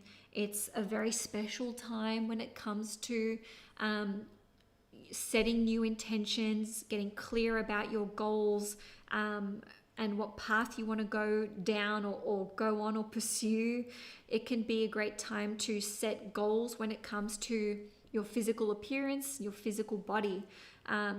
Physical exercise and health and well-being, all Virgo stuff really. So this can indicate that you're setting new goals for yourself. You want to stick to this new workout regime. You want to stick to, eating healthily. And some of you may be looking at how you come off in terms of appearances, persona, aura, even, how you speak and the kind of language that you use as well. So with this new moon taking place in your first house, it's worth noting that it will be opposing Saturn in your 7th house, and it will also be squaring Jupiter in Gemini, and Jupiter and Gemini is in your 10th house. So this new moon, this new let's say seed that you want to plant or goal that you want to set could involve another person because of the opposition to Saturn in the 7th house. So maybe you're wanting to partner up with someone, you want their help, you want to enlist their support, or they're making a promise to assist you in some way or offer you some kind of guidance. The square to Jupiter in your 10th house can indicate that this is going to expand your career or expand your public persona, or how people know you and perceive you. And this can indicate that you are getting very clear about your life path or your purpose in life. So it is a very exciting new moon, I do think. Say so myself as a Virgo moon.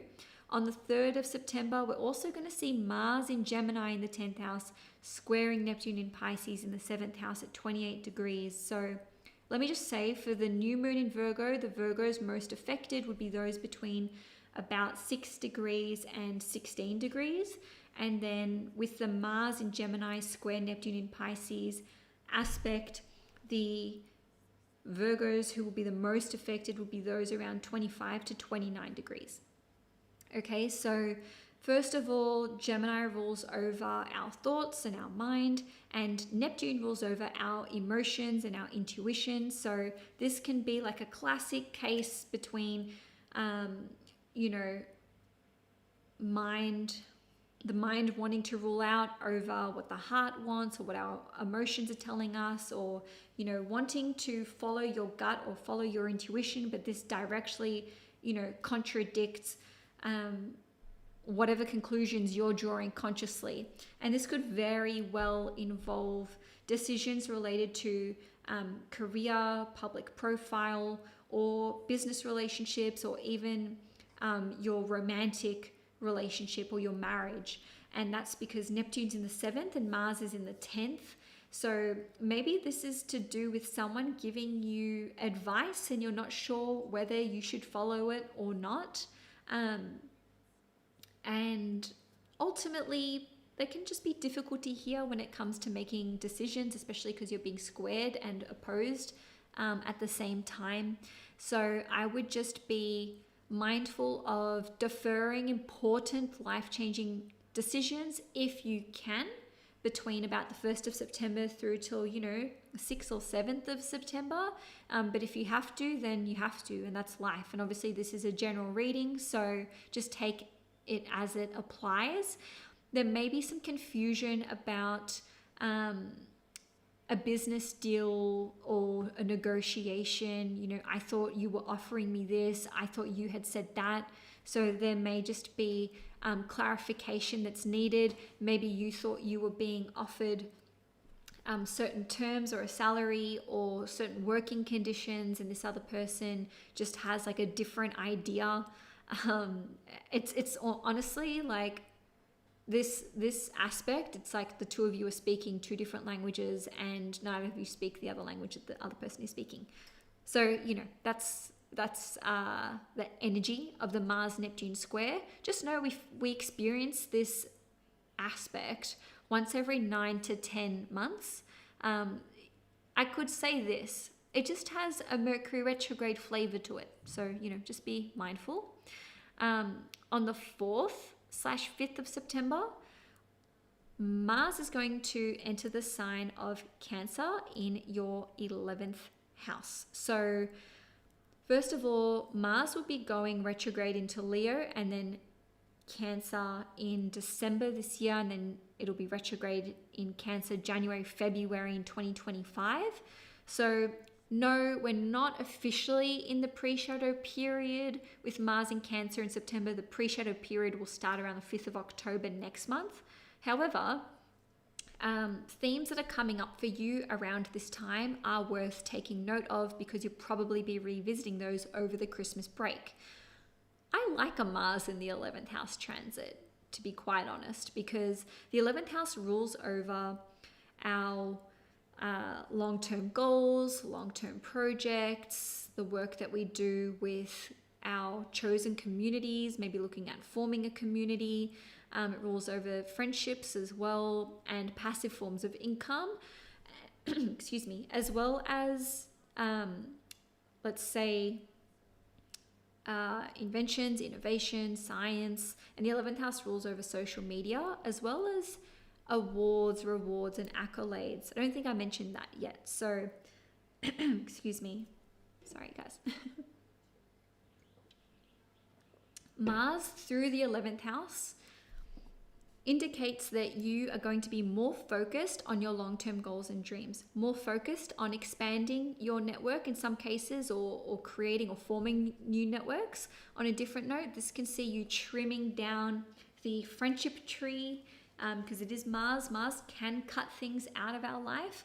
So in one way, you could be cutting back on your association with certain people or groups or communities, but it allows you to redirect that energy and channel it into important goals and objectives. So it's like, okay, the energy that I was using on this, I can now use elsewhere. And it can be a very productive time. Maybe, you know, you're working on a long-term project. Maybe you're starting up something which requires some heavy project planning. If I'm not wrong, I'm pretty sure my first ever set of horoscopes that I did, like ever, on my astrology channel was when I had a Mars retrograde in my 11th house in Aries. So you can achieve a lot and you will just be focused on these themes, just generally speaking. I will just say watch out for arguments online, arguments with friends, and stirring the pot in certain communities that you are part of. The best way to kind of harness and channel that energy is to work on a long-term project, work on generating a new stream of passive income, or even like work out online. So you may want to do some sort of online course which requires you to work on your physicality. So lastly, Virgo, on the 18th of September, there will be a full moon eclipse in Pisces at 25 degrees in your 7th house. So, first of all, an eclipse in the 7th house indicates there being some sort of very important communication with another person that takes place, or there is an important development when it comes to a romantic relationship, a collaboration, a business partnership, or maybe even an important client deal, because the 7th house rules over sales as well. So this eclipse in your 7th house is going to deliver you something. And I say that because it's with the North Node. So the North Node will give you something, but something is also coming to a close. Something is ending, as is the nature of a full moon eclipse, or let's say a lunar eclipse. All right. So as an example, some of you could be concluding some kind of business partnership. You could be closing on an important sale or a deal with a client. Maybe you have a professional obligation to someone, and your obligation is now coming to a conclusion. It's like the end of a contract. It doesn't have to be anything serious, let's say, but maybe what comes out of it is unexpected. Maybe this is another contract, or maybe you thought, okay, once this contract is over, the next contract will be renewed, and perhaps it's not. If that's the case, I just want you Virgos to be aware that this full moon eclipse has a lot of divine support from the outer planets, and that's because the full moon eclipse is at 25 degrees. It's conjunct Neptune at 28 degrees. It's sextiling Pluto at 29 degrees Capricorn, and then it's also sextiling Uranus in Taurus at 27 degrees. So there's harmonious energy, or a harmonious conversation between Neptune and Pluto and Uranus. So there is divine intervention at play, there's divine protection, there's divine timing at play. For some of you, you could be taking your romantic relationship to a different status, whether this is becoming exclusive, getting engaged, getting married. For a select few of you, this could be the end of a romantic relationship. But again, whatever's taking place around this time is divinely inspired and divinely timed. At the end of the day, there's a major shift or status change to one or more of your personal one-to-one relationships. So this could be a business partnership, a client, a romantic relationship, or even services that you receive from another person, or that you yourself offer. It could be that you've been working on being able to offer services in a one-to-one capacity, and this has been something that's been in the works for maybe the last few months, and then around the 18th of September it's like, okay, I'm ready to deliver this, I'm ready to offer this now. And so Virgo, that's all I have for you for September 2024. If you enjoyed this horoscope, please give it a thumbs up. If you'd like to see more content on this channel, please hit the subscribe button. I'm now going to take a short 10-minute break just to refresh and come back with renewed energy to do the last 6 signs. So I'll see you guys in 10 minutes for Libra.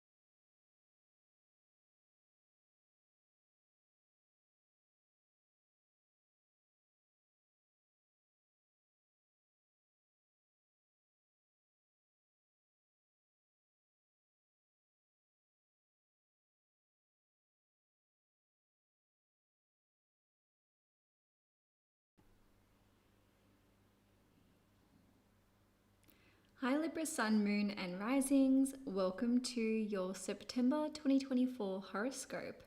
So you can watch this if you are a Libra Sun, Moon or Rising, and I would recommend that you watch your big three for Sun, Moon and Rising for all of the September horoscopes, because that way you'll get a really well-rounded idea of what you can expect for the month ahead. So Libras. On the 1st/2nd of September, Uranus is going to station retrograde in Taurus at 27 degrees in your 8th house. So every year, Uranus goes retrograde for about 5.5 months. It's not really a big deal. This is not making a major aspect to you in your 8th house. So it is worth mentioning though, because it's happening today as I'm filming this horoscope. The 8th house rules over your mutual resources. It rules over healing, transformation. It rules over emotional intimacy, sexual intimacy, as well as the occult and anything esoteric in nature. So you may find that around this time, around the 1st, 2nd, 3rd or 4th of September, that you are wanting to change the way that your mutual resources are set up or the way that they're structured. So you may be telling someone that you want to, separate what the two of you have together in terms of finances, resources, and assets, and so on and so forth. On a different note, you may have some sort of download of information when it comes to how you and another person could be generating more wealth. Maybe you're looking at refinancing, maybe looking at making changes to your investment portfolio. You may decide that you want to revisit a certain, let's say, esoteric practitioner. Maybe this is, someone who practices Reiki, tarot, astrology, and so on and so forth. Lastly, this can indicate that you are finally coming up with a way to overcome certain self-limiting fears and insecurities and behaviors. Now, on the 2nd of September, Pluto is going to station retrograde in Capricorn at 29 degrees, and this will be in your 4th house. And this is the last time that Pluto will ever be in Capricorn in this lifetime. It won't be in Capricorn again for another 250 odd years. So it's bringing up themes of the 4th house for you: family, ancestry, lineage, property, living circumstances, your relationship with your family, so parents, children, and so on and so forth. Now, 29 degrees is the critical degree in astrology. It's the anaretic degree. So there may be some kind of, for some of you, crisis. For others of you, pinnacle or peak moment that you're reaching between, again, the 2nd of September through till about the 19th, 20th of November. And this can indicate that you are having to overcome challenges or hurdles with respect to your family. So this could be your relationship with your parents, grandparents, children, and it doesn't mean that you need to be on talking terms with them. For some of you, even if this loved one in your life or this family member, even if you don't love them, if these themes are coming up for you, or for some reason, you're having heavy, deep-seated emotions coming up to the surface around this time, it's for you to work through these. And some of you may have really thought that you'd made peace with this. You don't talk to your mom, you don't talk to your dad, but you thought that, well, it's been 5 years, 20 years, maybe they passed a long time ago. Like, why is this coming up for me now? It's because Pluto wants to make sure you're really, really done with this chapter. So there's something more to be gleaned from the situation. There's more juice to be squeezed out of this lemon, or as my partner likes to say, meat on them bones. All right. So you're having to just go into the caverns of your soul to purge any toxicity, any last remaining negative energies surrounding this topic or this relationship that you have or had or don't have or didn't have with this person or with this individual, these individuals in your life. So, Pluto's squaring you, Libra. It may be an emotional time. I do want to prepare you for that. In saying that, the Libras who would be most affected would be those between about 25 to 29 degrees. And again, this is Libra sun, moon, and risings. On a different note, there may have been some kind of confusion, obstacle, hurdle that needs to be overcome with that's a kookaburra. Welcome to Australia. Anyway, I was going to say that, this could be related to your property and living circumstances. So maybe you're working on relocating, whether this is just to the next suburb over, interstate, to another country, doesn't matter. There may be some red tape here for those of you who are waiting on citizenship or permanent residency or some sort of important visa. Capricorn indicates this bureaucratic red tape that you need to get through. So there may be like one final push here where you're needing to supply additional paperwork, documents, or you need to appeal some kind of decision that's been made. For others of you, this can indicate that you are wanting to really work on your emotional stability, okay? Family aside, living circumstances aside, this is likely to dredge up some deep-seated emotions. So just know that once we get out the other side of this, so, post 19th/20th of November, you're done. You're not going back to this because Pluto will not be in Capricorn again in your lifetime. So you just have to ride the wave of 29 degrees, Pluto at 29 degrees, and you'll come out the other side in late November. Now, on the 3rd of September, there will be a new moon in Virgo at 11 degrees, and this will be in your 12th house. So new moons are all about planting new seeds, setting new intentions, outlining goals for what you want to achieve in the future or for the future. In saying that, this new moon is in one of the hidden houses. So the 12th house is like what you do behind the scenes, what you do behind closed doors. It governs the sleep realm, the other realms, divinity, healing, forgiveness, as well as creativity. So the 5th house and the 12th house are very creative houses in astrology. So you may be deciding that you want to work on a creative pursuit or project. So maybe this is to do with music, film, photography, acting, creative writing, fantasy, and so on and so forth. For others of you, this could be a time where you retreat into yourself, and the new moons in general are very much a time for doing that. So a new moon in the 12th house can see you feeling especially antisocial, seeking solitude. And this is like in 2 days. In saying that, the new moon energy will be at play for a couple of weeks. So you may be planting these seeds, setting these new intentions, or feeling less social than normal until around the 17th of September.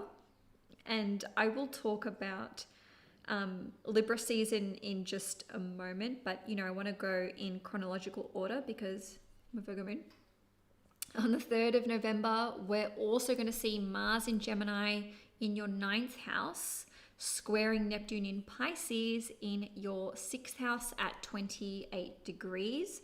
So, Neptune's not making major aspects to you, but Mars in Gemini is fortunately trining you. So I guess that's good.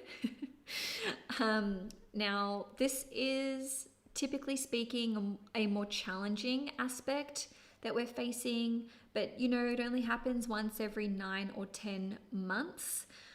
In terms of breaking this down, Gemini, so Mars in Gemini, rules over our thoughts and it rules over our mind. Mars in Gemini can cause a lot of, let's say,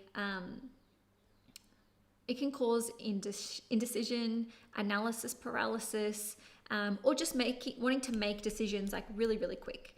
But Neptune in Pisces squaring Mars in Gemini is like, oh, but in terms of what you're thinking emotionally, I don't want to do that. Like my intuition is going against what I think is right. So there can be a disconnect or some friction between the action that you think that you should take and the action that you feel that you should take. So they may be at odds, or there may be some kind of incompatibility there, or perhaps it's to do with timing. Like even if your gut or your intuition is aligned with, your cognitive processes, there may just be some confusion over when is the right time. On a different note, Mars in Gemini can be an argumentative transit, and squaring Neptune in Pisces can be like deeply hurting someone with the words that we say, or vice versa.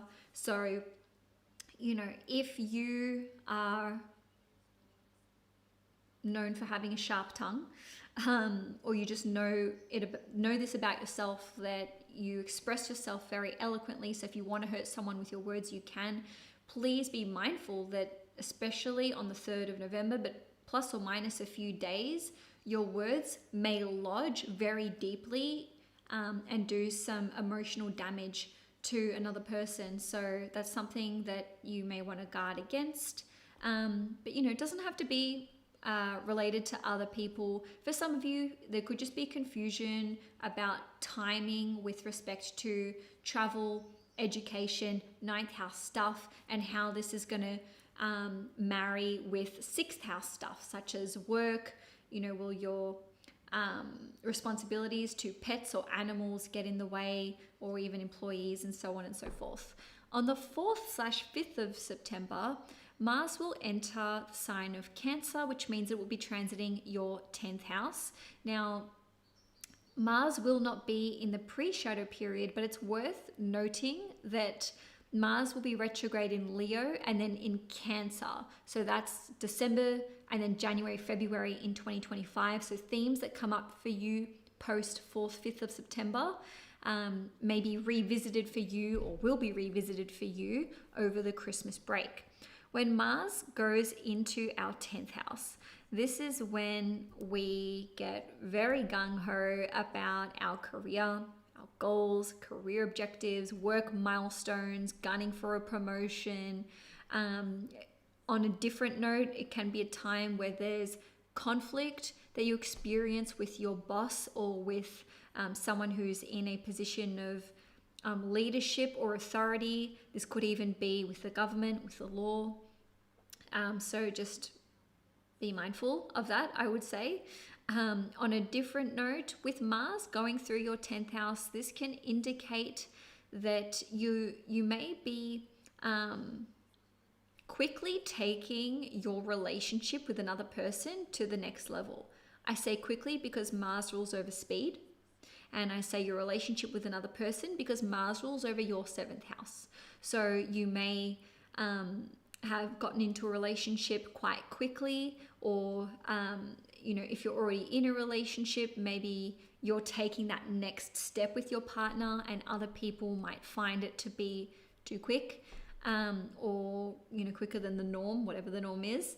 And maybe this is to do with getting engaged, getting married, moving in together, or making some kind of decision which affects your relationship, and then it's like your relationship in the public eye and the status of that relationship.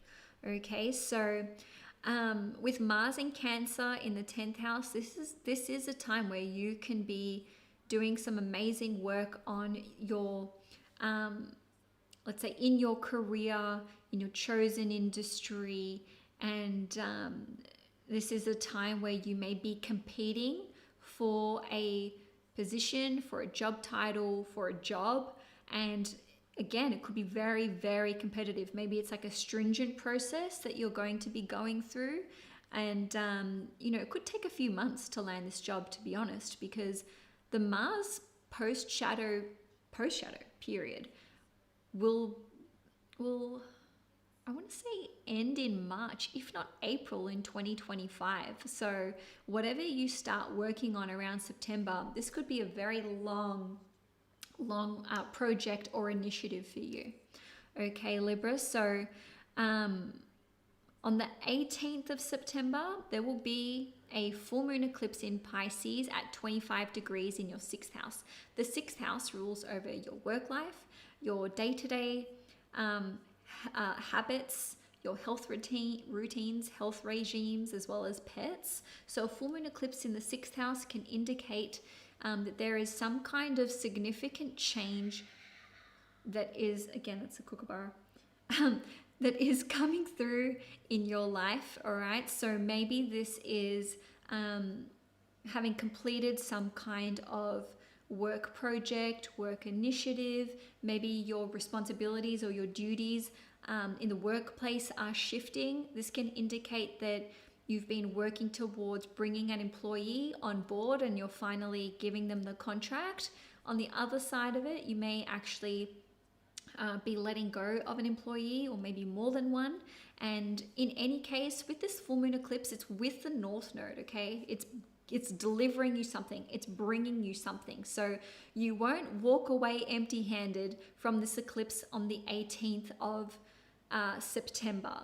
Others of you may finally land a contract that you had been working towards for quite a while. Some of you may be adopting a pet, fostering a pet, welcoming a new pet into your home. And others of you may be working on overcoming some kind of health challenge. And this can see you going through a healing process. I do want to mention that this eclipse has divine support alongside it because it is conjunct Neptune, and the moon and Neptune are sextiling Pluto in Capricorn and sextiling Uranus and Taurus on the other end. And so there is some kind of divine protection that's being presented and being offered by these slower moving outer planets. So this eclipse is conjunct Saturn. It's sort of a wide conjunction, and Saturn is opposite Mercury. So, you know, there may be some kind of delayed gratification that comes through, or the reward may be hard won, let's say. Now, lastly, Libras, on the 22nd of September, it's Libra season. So the sun will be moving into the sign of Libra. If you are a Libra rising, this can indicate that you have more vitality, more energy. You may be focusing on your physical appearance more. This could be a look at getting more fit, getting more healthy, and reassessing your goals in life. If you're a Virgo sun, this can be shining a light on your career and lead to more growth and expansion, or perhaps a possible promotion or clarity surrounding your life purpose. To be fair, our sun sign is also connected with our health and vitality as well. If you're a Libra moon, this can indicate that there is a focus on your home life, your family life, so your relationship with your children, parents, anyone who's in your family, anyone that you live with, even if this is just flatmates, and also your property and living circumstances are being highlighted if you're a Libra moon, as well as your emotional health and well-being. To be fair, this won't feel like your usual Libra season, and that is because of the energy of the eclipse, okay? Because the South Node is in Libra, which is your sign. And just so you know, the South Node will leave Libra for another 19-ish years on the 11th of January 2025. So I know things have been hard for a lot of Libras. There's definitely a light at the end of the tunnel, and you know, difficulties that you've been experiencing since perhaps July last year when the South Node first entered Libra can start to abate and dissipate as we move into the new year with that shift from the South Node out of your sign. So Libra, that's all I have for you for September 2024. If you enjoyed this horoscope, please give it a thumbs up. If you'd like to see more content on this channel, please hit the subscribe button. I'll see you in October next month for my October horoscope. And in that horoscope, I'll be discussing the new moon eclipse in Libra on the 2nd. So that's at 10 degrees. If you're a Libra, you definitely will want to watch the October horoscope. So thanks again, Libra. And now let's move on to Scorpio. Just a moment.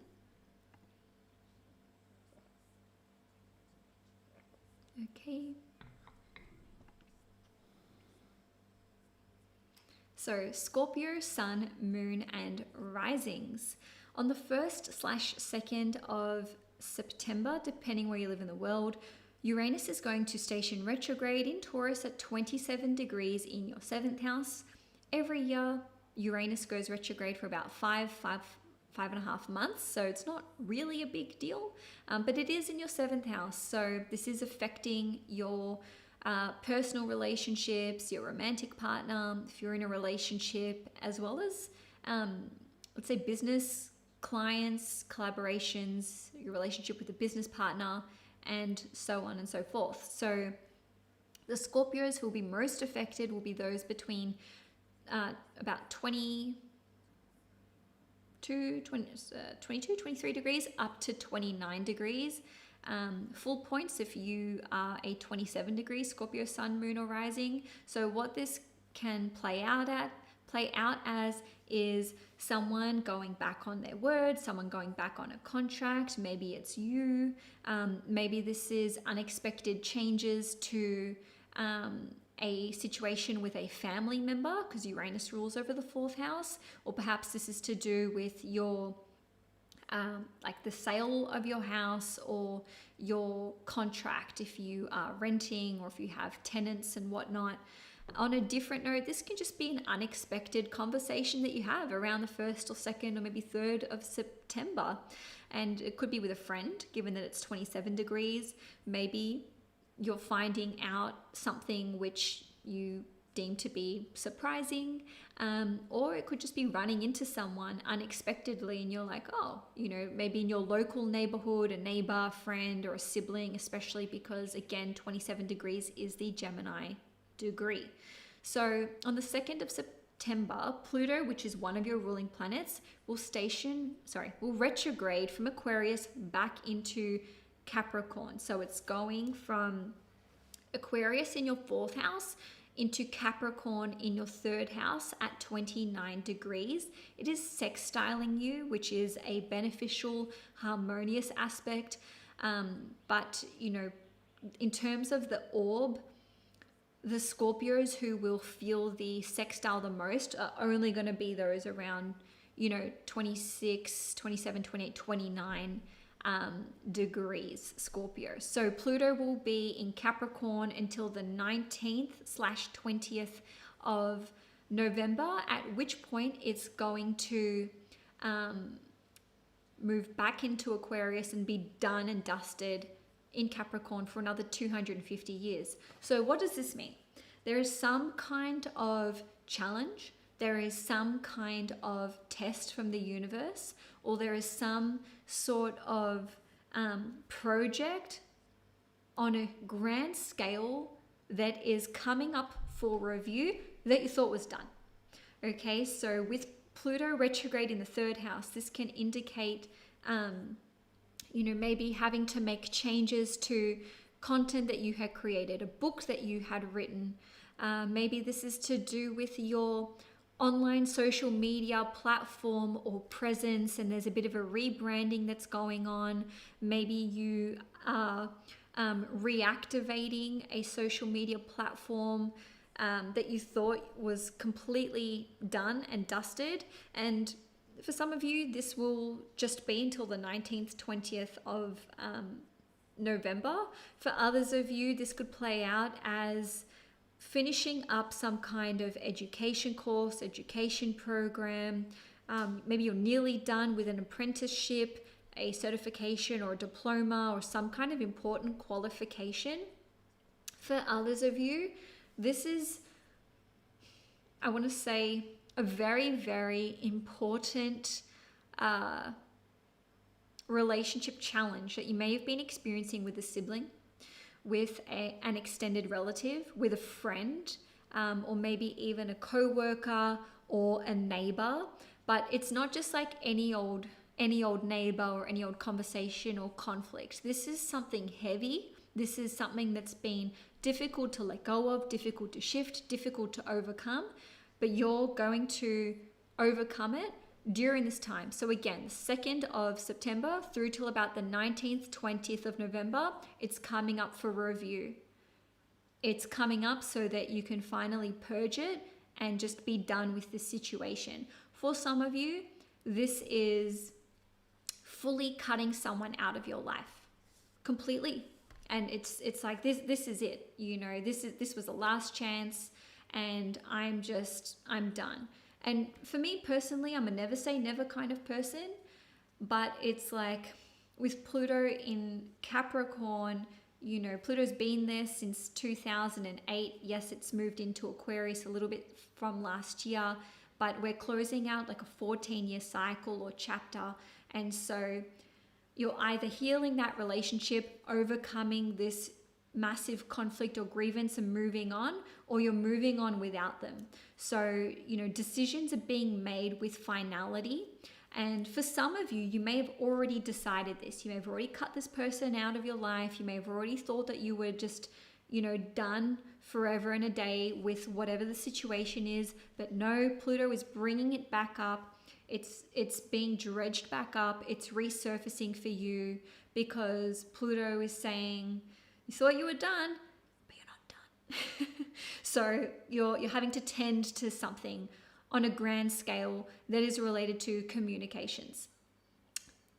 For others of you, this is the last thing I'll say on it. This is to do with your mindset, overcoming negative thought processes, overcoming intrusive thoughts, overcoming negative thinking, self-sabotaging thoughts, behaviors, seeing the glass half full, just, you know, overcoming, let's say, a tendency to be suspicious or I dare say even paranoid when it comes to information that's been presented to you. So you're learning to discern between when your intuition is telling you, hey, this isn't safe, don't trust this person, do more research, and then the ego trying to protect itself. So there's a bit of a there's more work to be done in this department. What can I say? On the 3rd of September, we're also going to see Mars in Gemini in your 8th house, squaring Neptune in Pisces in your 5th house at 28 degrees. So Mars is your ruling planet, wherever it goes, whatever it's doing, whatever aspects it's making.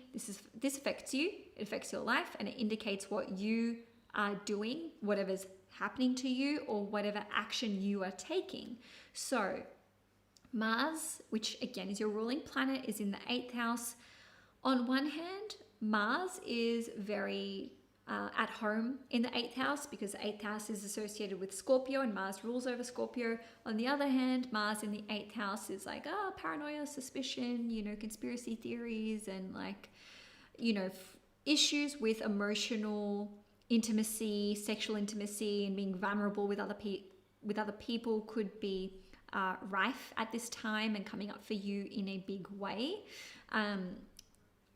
Again, Gemini rules over the thoughts and our mind, as does the 3rd house, and Neptune rules over our emotions and our intuition. So Neptune is trining you, which is very supportive and harmonious in nature, but ultimately this can indicate that your mind may be wanting to take you in a dark place in terms of the conclusions that you were drawing and the thoughts that you are having, whereas Neptune in Pisces in the 5th house is asking you to trust, to have faith, and that it's okay to heal and that it's okay to forgive and to just move on. I would say be mindful of the fact that Neptune rules over hormones, medication, and substances. So if you're feeling restless, if you're easily agitated, if you're feeling angry or triggered, just know that,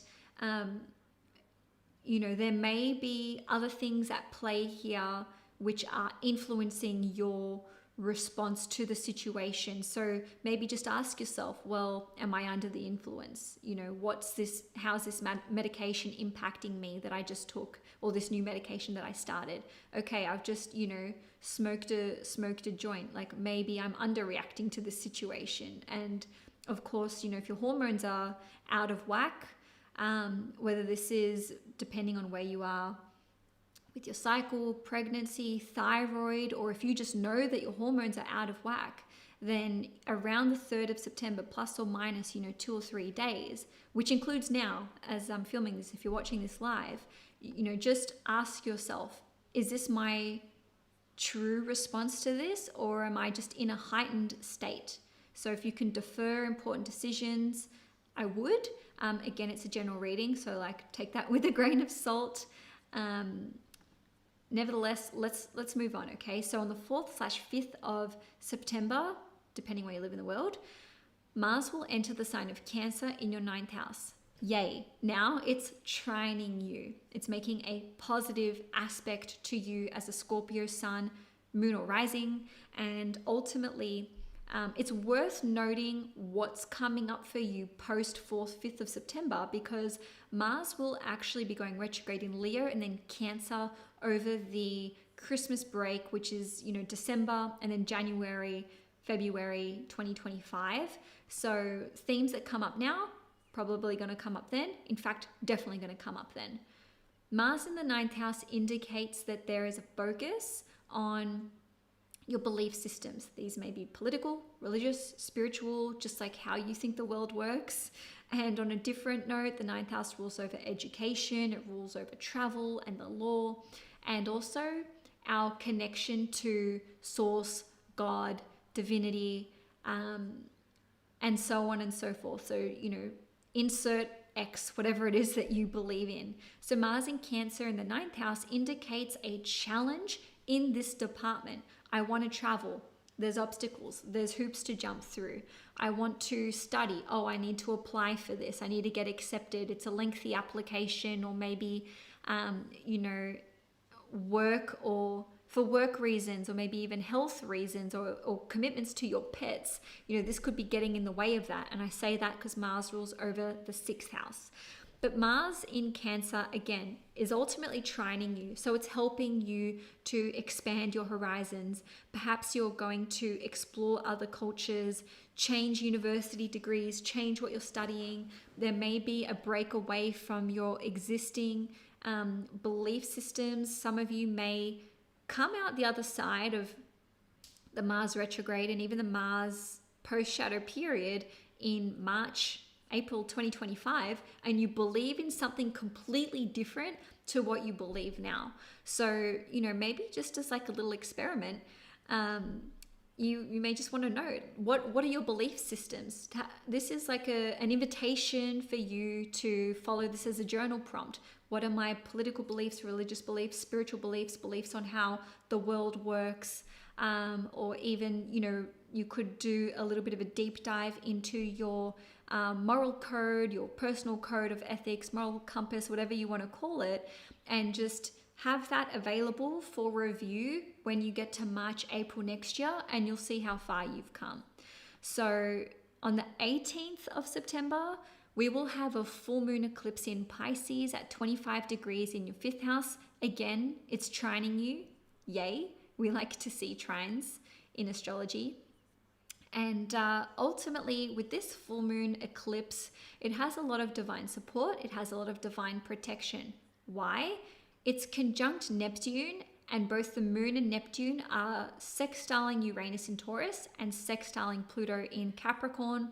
So the 3 slowest moving planets, the 3 outer planets, are all in beautiful harmony with one another, and it's supporting this eclipse. So eclipses, lunar eclipses, full moon eclipses, they are like full moons but on steroids, which means some kind of master conclusion or some kind of heightened chapter coming to a close, or a situation reaching its peak. In my personal view, eclipses are not to be used for harnessing that energy. It's not about manifestation. It's not about trying to channel the energy of the eclipse, because it's so chaotic. It's not to be controlled, let's say. Bit woo-woo, but I wouldn't even charge my crystals outside under the moon on an eclipse. On a different note, you can do things that support the sign that the eclipse is in, meaning Pisces rules over yoga, meditation, sleep, rest, creativity, unconditional love, healing, forgiveness, and spirituality as well. So if you want to, and also things like photography and whatnot. So if you want to try and maybe align yourself to what's going to help you go through the energy of the eclipse, you may want to get involved in those things. So a yoga practice, meditation practice, working on something creative or artistic. You may need to sleep more than normal. If so, allow yourself to rest if you have the time and the means. The fifth house is related to love, romance, and children. It's also related to our creative hobbies and talents, as well as your own business if you own your own business. So full moon eclipse in the fifth house. First of all, with the full moon eclipse being with the North Node, it's something coming to fruition and you being delivered a gift, or something coming to an end, a chapter coming to an end, but it's in place of something else, or something comes in after that.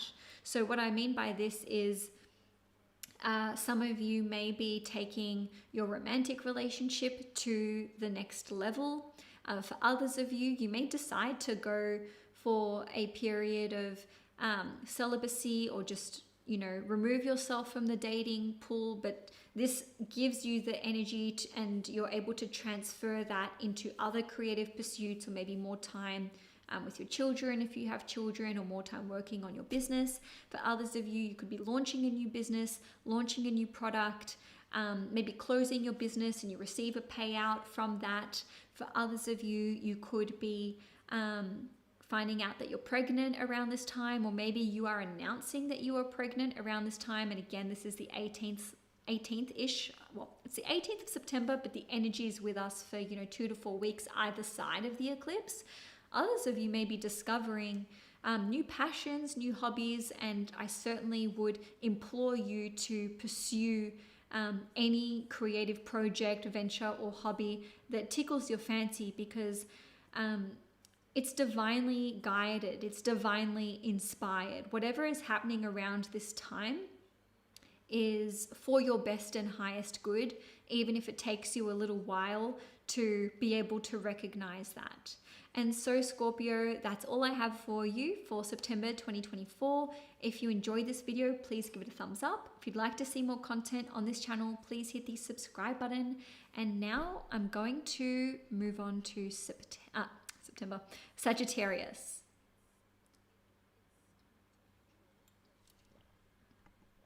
Okay, we've only got 4 signs left to go. So I'm officially 2/3 of the way through. Cool. Sorry, I just lost my spot. 1 second.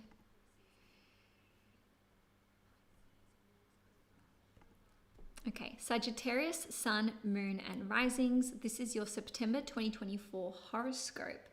On the 1st/2nd of September, depending where you live in the world, Uranus is going to station retrograde in Taurus in your 6th house at 27 degrees. This happens every year.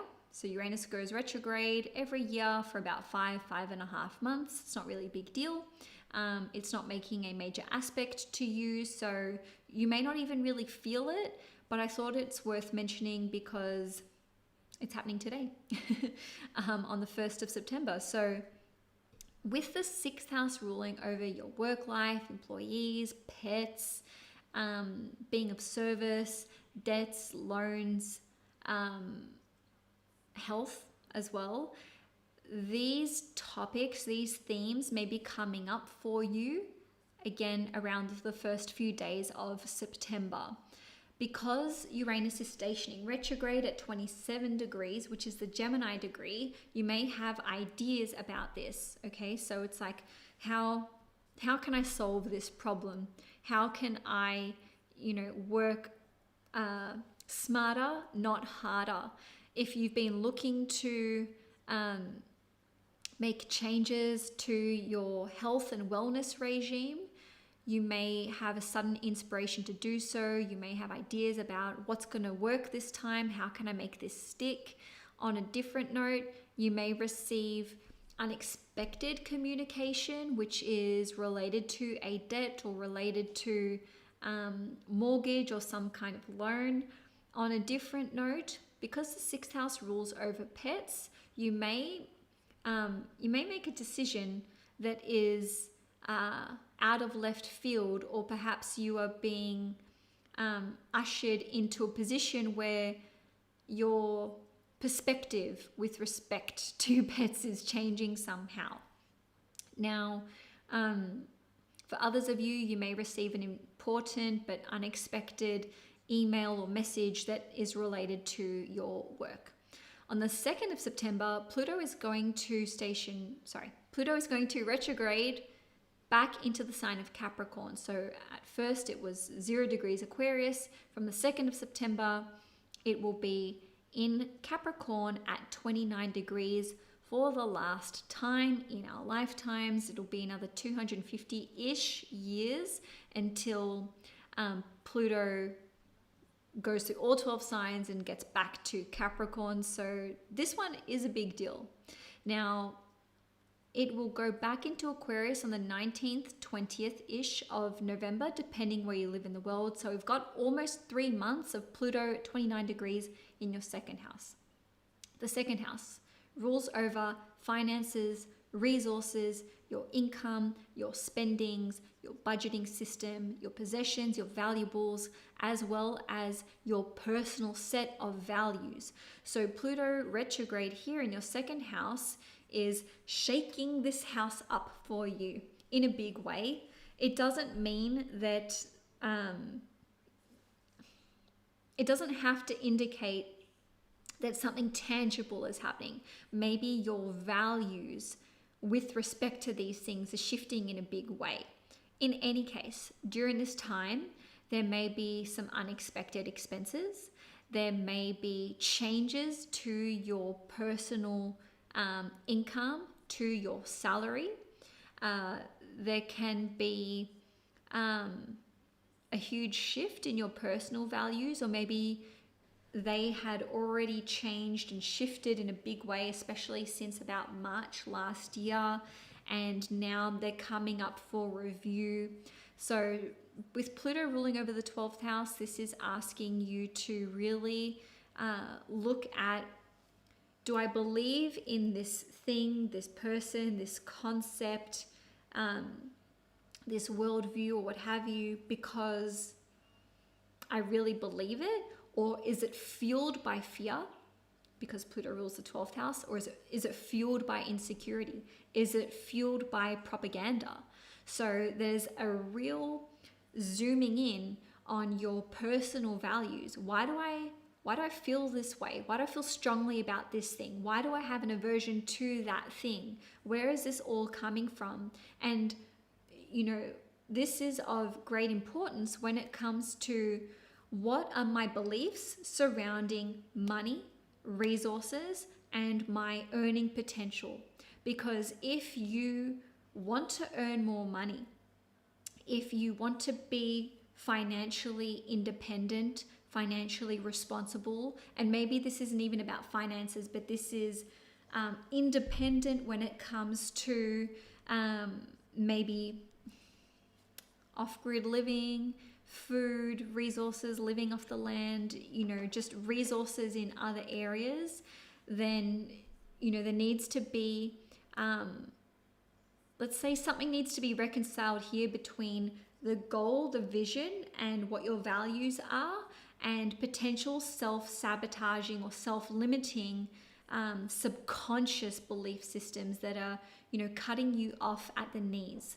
So on a different note, if you have been struggling with certain foods, allergies, not knowing what's making you ill, not knowing what's making you sick, then this is actually a great transit for figuring that out. So you may come to realize, oh, it's this food, I'm allergic to this, or perhaps it's something different. It could even be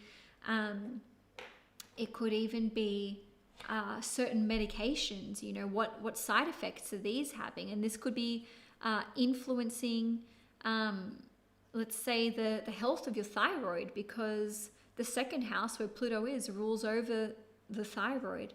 All right. So if you have been struggling with weight gain or weight loss, you may get to the root cause of what that is.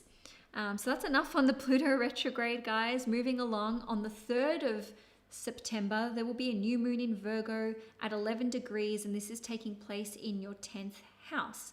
So the 10th house is about career, our public persona, public profile, our legacy, our even major changes to government status, professional status, relationship status. These are reflected in the 10th house.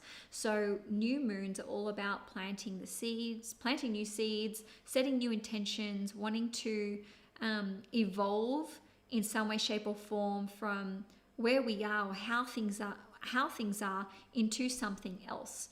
This new moon will be opposite Saturn in Pisces at 16 degrees, which is in your 4th house, and it's also squaring Jupiter in Gemini at 20 degrees in your 7th house. So we have this T-square. We've got Jupiter squaring the new moon and Saturn, which can create tension, and Jupiter is your ruling planet. So when I say tension, just remember Jupiter is a planet which is all about blessings, abundance, growth, expansion, travel, exploring new things, adventure, and so on and so forth. So to have this new moon in the 10th house, it indicates to me that there is a real solid reason or goal or push or motivating factor that comes from outside of you because of the 7th house influence, and it's pushing you to want to excel in your career,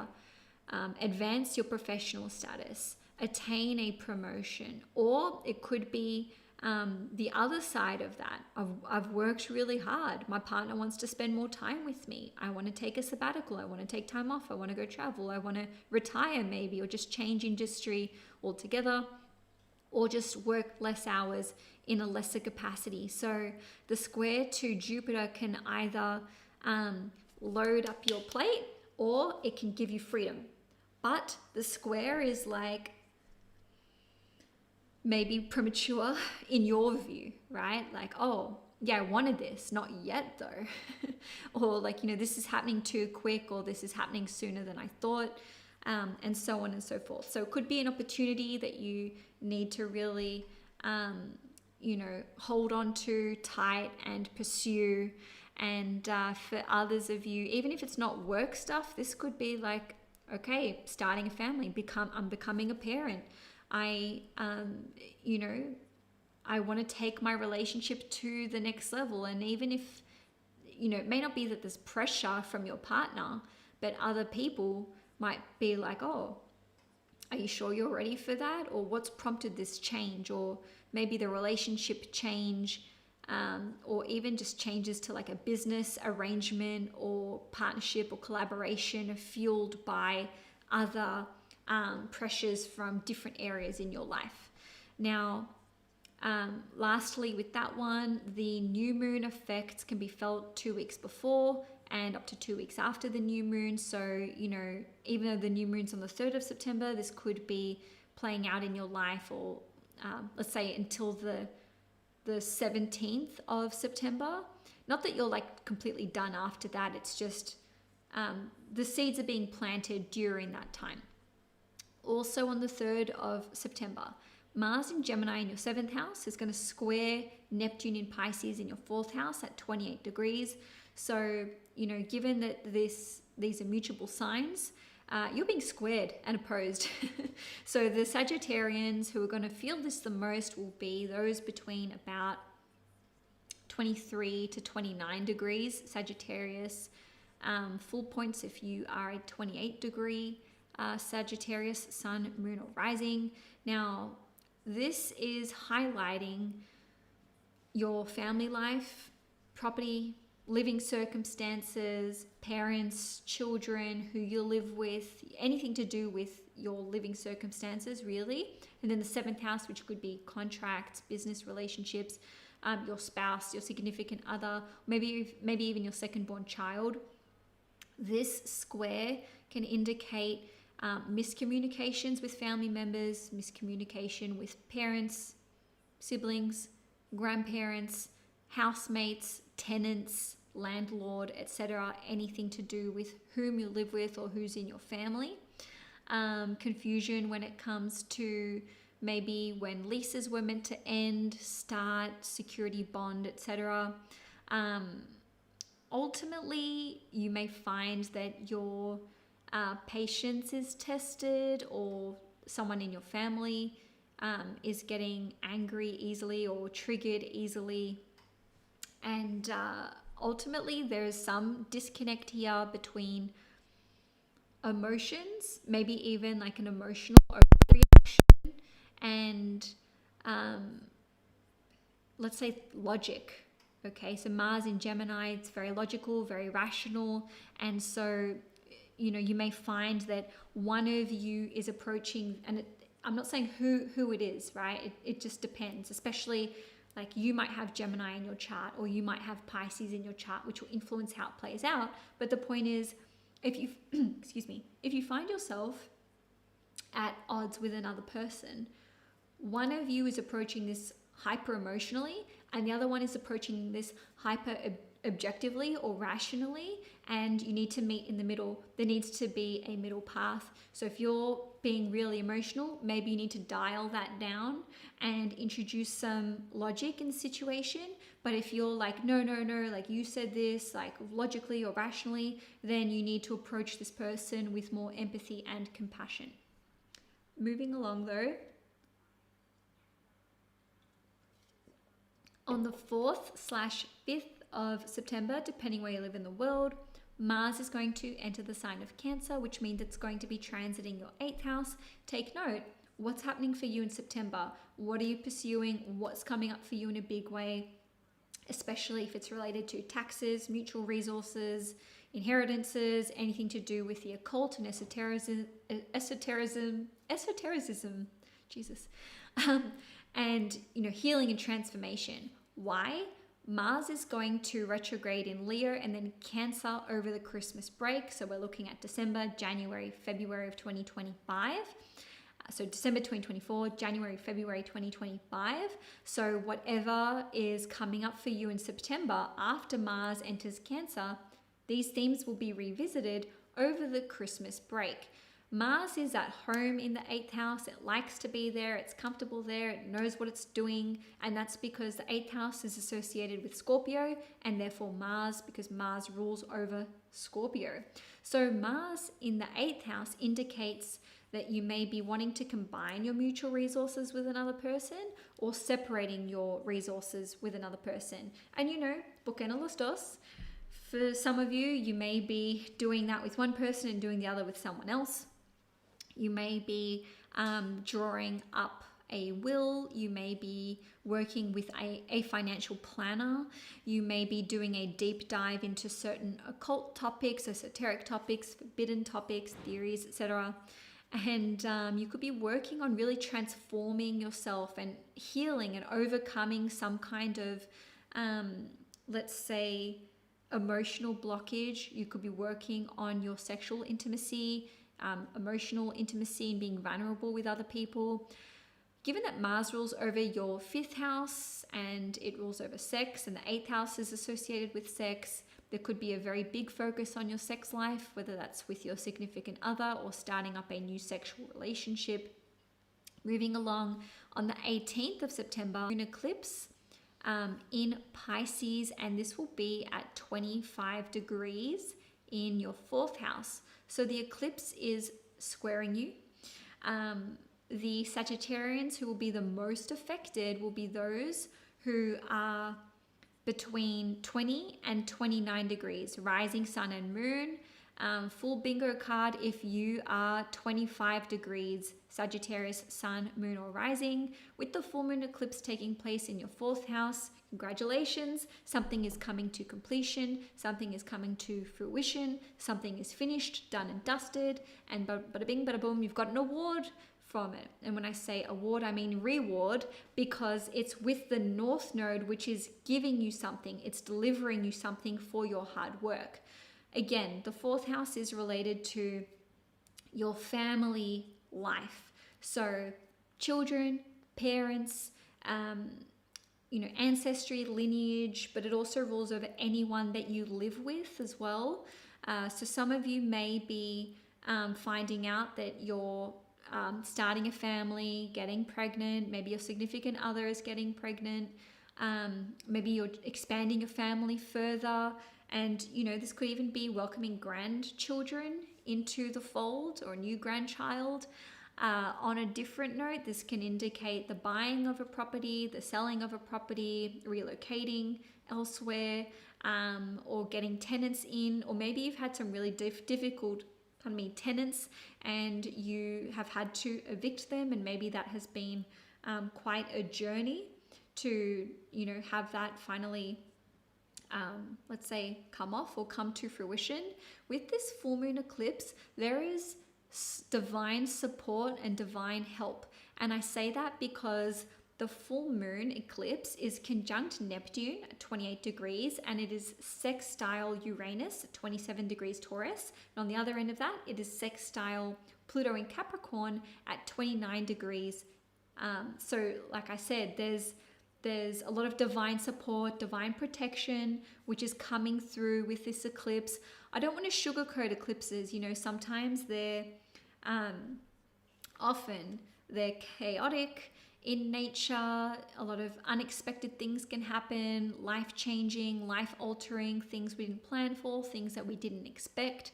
But with this particular eclipse, whatever happens, it's divinely inspired. There is some kind of silver lining. There's some kind of physical, tangible benefit that will eventually make itself known to you.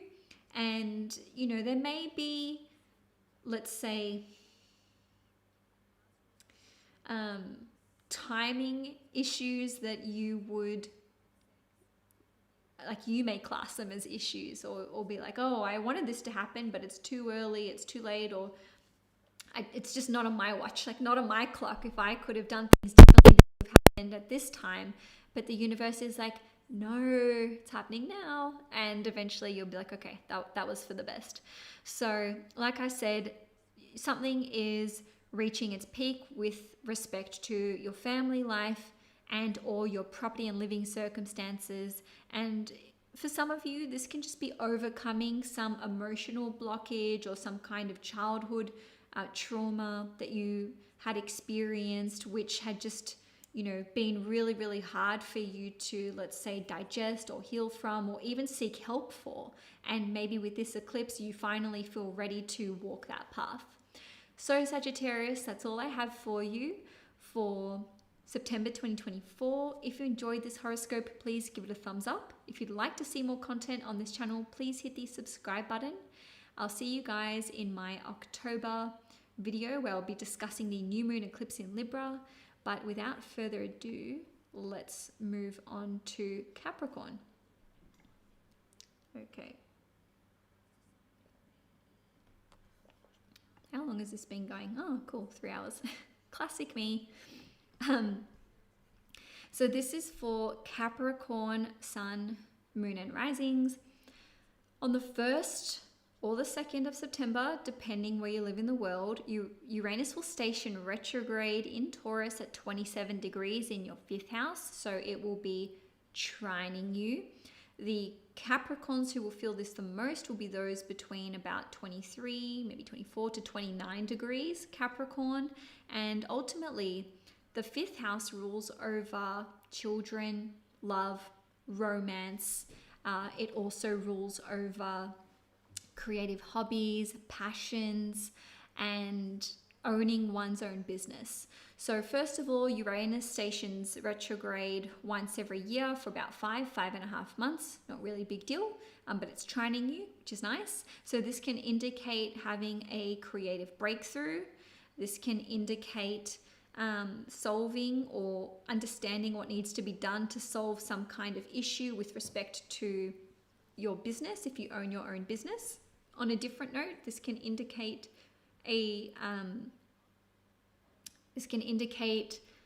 opening the lines of communication back up with your child, one of your children.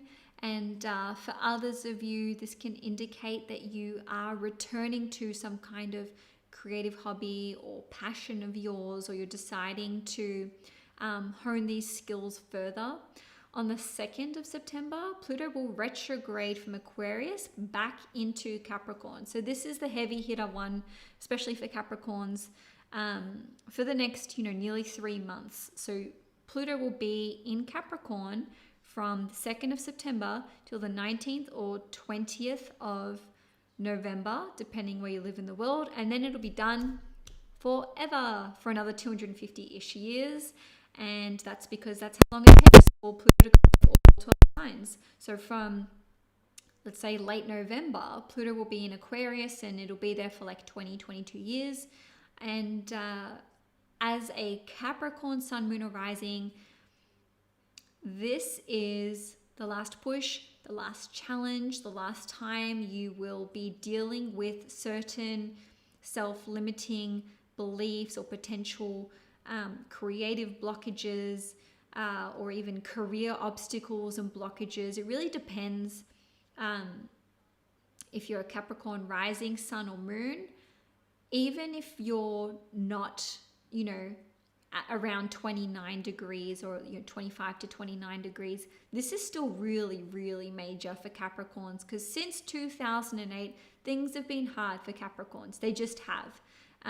I'd be very curious to know if you're a Capricorn and there haven't been some significant difficulties since then. Feel free to let me know in the comment section or in the chat.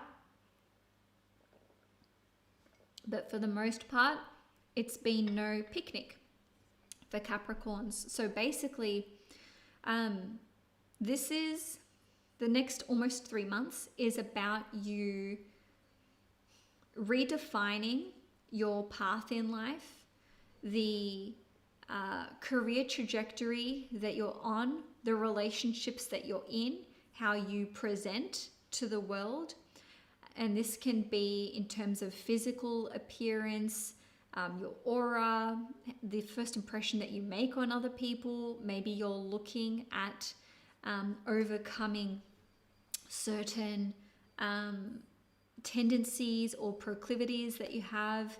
And for a lot of Capricorns, you're going to be finally overcoming, let's say, relationship difficulties, because don't forget, Pluto in your first house is opposing the 7th house. So kind of like Cancer, this can indicate a time where you're really having to get down to the root cause of relationship difficulties. Now, this could be within your marriage, this could be with your spouse or your significant other. For others of you, if you've been single, this can indicate that you are deciding that you want to approach relationships differently. You want to approach love and romance differently. Maybe you're deciding to walk away during this time from a marriage or from a significant relationship. But for others of you, if things have been rocky with the person that you're with, this can see the two of you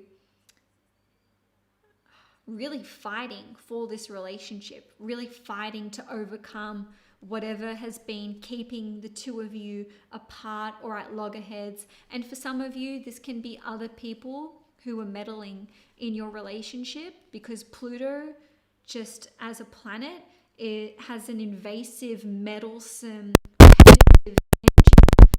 So this can see you understanding, okay, this person's trying to poison the well. This person has been in my ear or in your partner's ear and saying, untruths or mistruths, which have been, meaning that the two of you are not like coming together.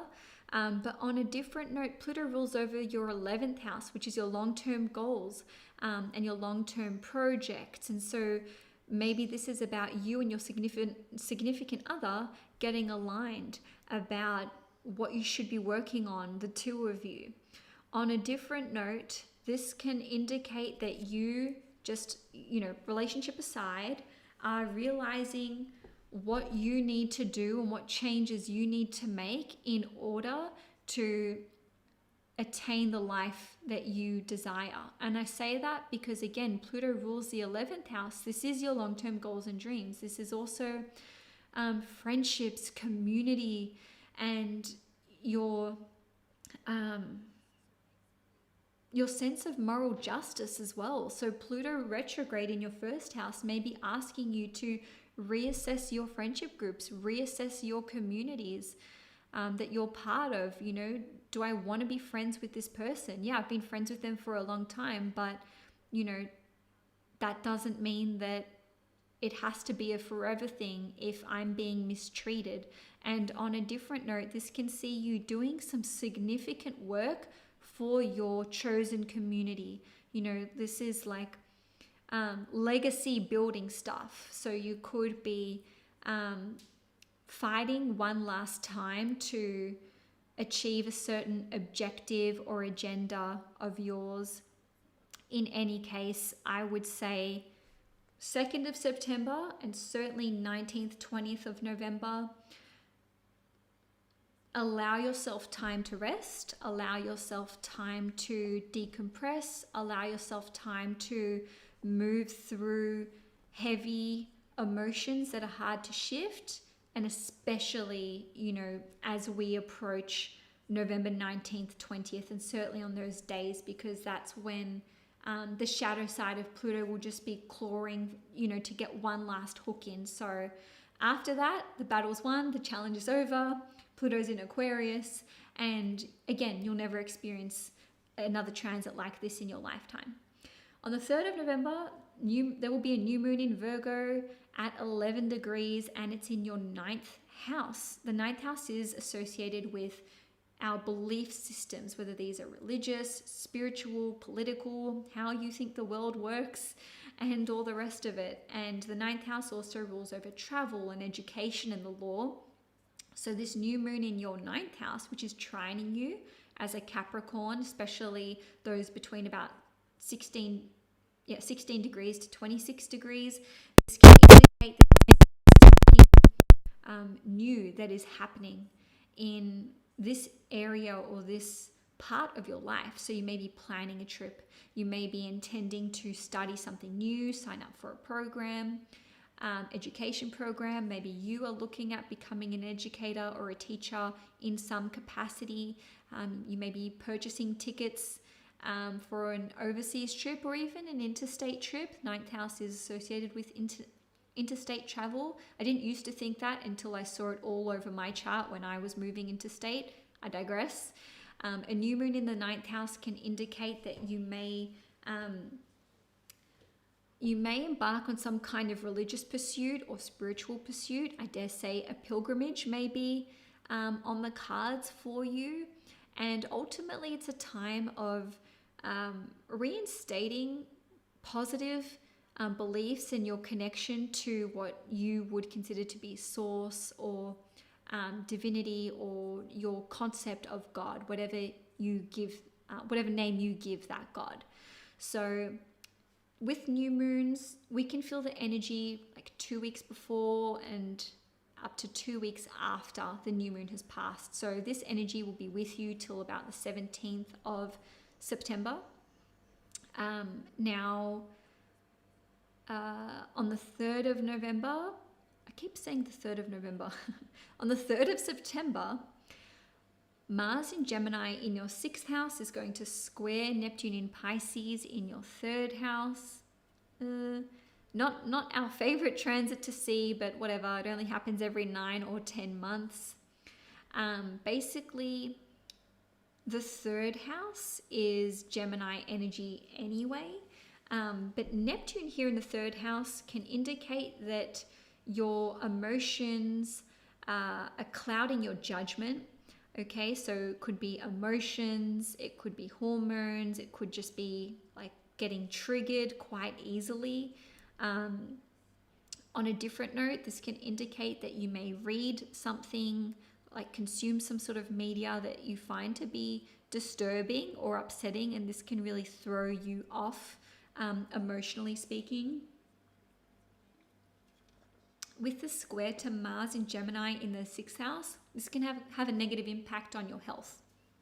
Okay, so hey, it's a 1-day transit. Yeah, you may feel the effects like 2 or 3 days before to 2 or 3 days after, but just be mindful that you are susceptible around this time to being influenced by other people, by the information that you consume, the things that you watch online, the things that you listen to on YouTube.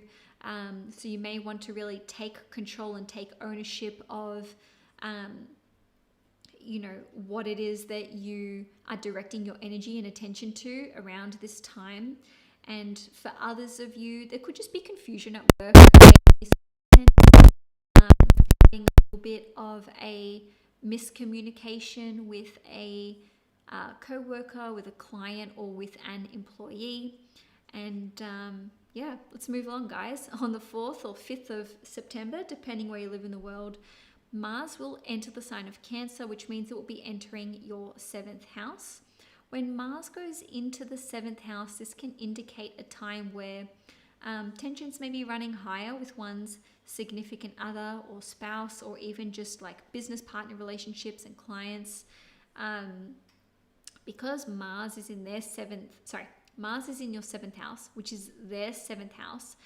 This indicates that it's your partner who is maybe a little less patient, a little more testy, or more easily riled and agitated, or triggered easily. On a different note, this can indicate that your significant other is just more goal-oriented. They're more focused on their fitness, their health, their keeping active and whatnot. To have Mars transit the 7th house, and also Mars will be going retrograde in Leo and Cancer over December, January, February. This can indicate that you may be entering into a new collaboration with another person, doing an important deal with a client, working with a business partner, and maybe the work that you're doing will span several months. So this could be a really long-term, or like not really long-term, but a multi-month project or initiative that you are taking up. And by the way, this could just be like a contract that you are entering into, especially if you do freelance work or contract work. On a different note, this could indicate that you're going into business with your significant other. And lastly, with this one, you may decide that you want to take someone to court, or you could just be having a stern word with another person. So again, this is around the 4th, 5th of September, but these themes can be with you for the next few months. On the 18th of September, so this is lastly for this horoscope, there will be a full moon eclipse in Pisces at 25 degrees, and this will be in your 3rd house. So the 3rd house is associated with, lots of things, but communications, writing projects, working in small groups, teams, friends. It's also associated with short-term education, as well as things like apprenticeships, qualifications, certifications, and diplomas, etc., etc. So a full moon eclipse, also known as a lunar eclipse, is all about something reaching its peak, something reaching a conclusion. So you're finishing something off, or maybe the hardest part of it is over, or the most intense part of it, happens around the time of the eclipse. And with this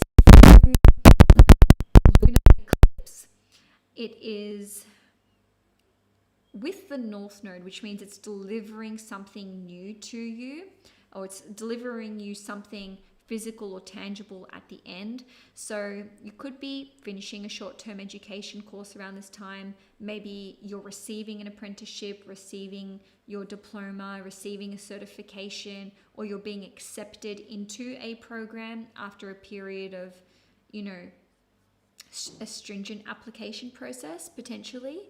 On a different note, this may be, this could indicate that you yourself have been teaching, or you've put out some kind of course material and now it's coming to its conclusion or some kind of peak moment. On a different note, this could be, let's say, locking in an important sale deal with a client. Others of you may be finishing off like website design, launching a new product. I wouldn't be surprised if important conversations are coming up, maybe with a sibling, maybe with an extended relative, a friend, or a co-worker, just because the full moon eclipse is taking place in your third house. And just a note on the eclipse, guys, it actually has very supportive energy to it. And I say that because the eclipse is conjunct Neptune, and so the moon and Neptune are sextile Uranus in Taurus, as well as sextile Pluto in Capricorn. So this is providing very harmonious energy from these three outer planets, the slowest moving planets, which are associated with our connection to divinity. And ultimately, there's a lot of celestial support here and a lot of divine protection at play with this full moon eclipse in your third house. So Capricorn, that's all I have for you for September 2024. If you enjoyed this horoscope, please give it a thumbs up. And if you'd like to see more content on this channel, please hit the subscribe button. I'll be back with my October horoscopes next month. Super exciting. We've got the new moon eclipse in Libra, which will be in your 10th house. So huge mover and shaker month when it comes to your career and when it comes to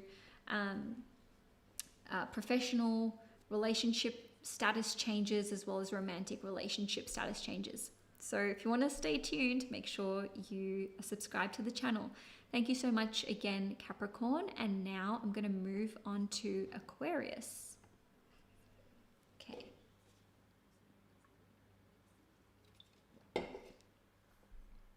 Just a moment, Aquarius.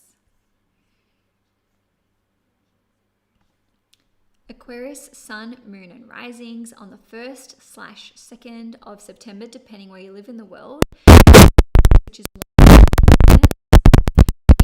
going to station retrograde in Taurus at 27 degrees in your 4th house. So it is squaring you.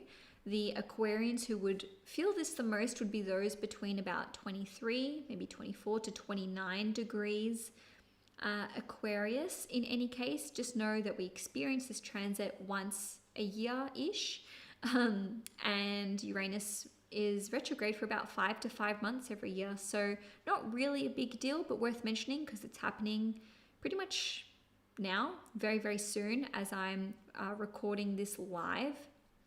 So with Uranus retrograde in the 4th house, this can indicate that there are significant shifts happening when it comes to your property and living circumstances, family matters, your relationship with your parents, your children, grandparents, or anyone that you live with. And by the way, it doesn't mean that, you know, boom, as soon as the transit hits that these themes come through for you, but maybe there is awareness that something needs to change with your family dynamics, or that something needs to change on the property and living circumstances front. And because Uranus is now going retrograde, there is some kind of awareness of this, or maybe there was discussion about this previously, maybe a few months ago, and now you're looking to enact change. And perhaps some of you are just coming up with creative solutions to difficult problems with respect to these themes. On the 2nd of September, Pluto will retrograde from Aquarius, which is your sign, back into Capricorn in your 12th house. And it will be retrograde. Sorry, no, it will be in Capricorn until the 19th/20th of September, depending where you live in the world, at which point it will go back into Aquarius, and then it's with you for another 22 years. So ultimately, with Pluto spending nearly 3 months back in your 12th house, there are going to be certain self-sabotaging behaviors or self-limiting belief systems that are coming up for review for you in a really big way. And this will impact how you perceive your potential when it comes to career success. And I say that because Pluto rules over your 10th house. So during this time, you may be breaking through self-limiting belief systems, things that you have been telling yourself that, you know, you'd never be able to do this, you can't do this, it won't be a success, or, you know, no one will invest in you. Okay, so on a different note, this provides, or this transit, let's say, will provide you with an opportunity to overcome certain addictions once and for all. For those of you who may have been struggling with that, even if you had overcome an addiction previously, whether that was months ago or years ago, I would say just be mindful that Pluto retrograde in your 12th house may be testing you one last time. Okay, just one moment, guys.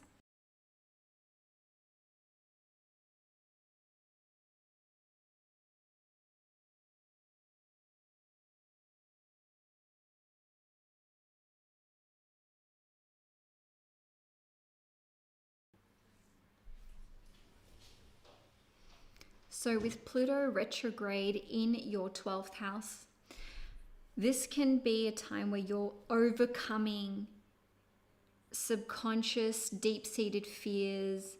This can be a time where you are healing things on a really deep subconscious level. And some of you may be working with, let's say, Reiki practitioners, or seeing someone who can do a past life regression for you. And others of you may be doing your own deep dive into occultism or esotericism and finding your answers there. Now, Aquarius, on the 3rd of November, there will be a new moon in Virgo, and this will be at 11 degrees in your 8th house.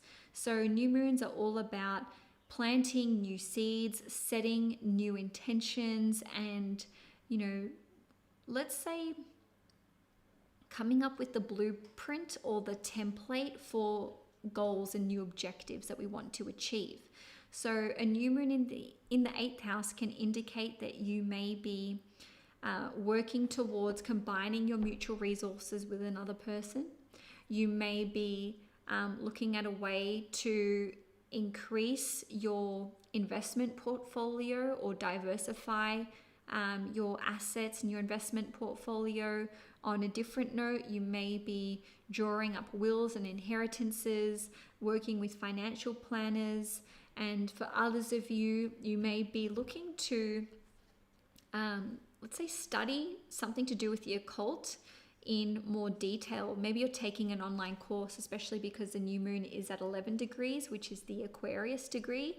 So maybe you're doing an astrology course, or you're, trying to learn how to read the tarot, or, anything to do with that realm.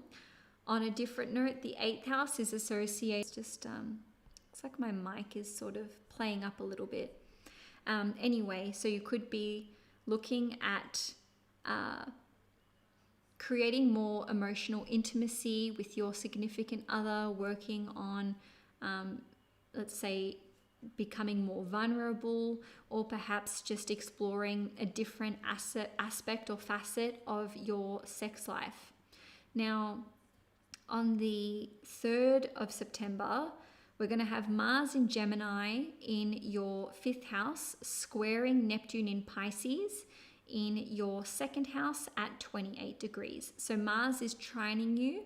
Neptune's not making a major aspect. Nevertheless, Neptune rules over our intuition, emotions, as well as hormones, substances, and medication.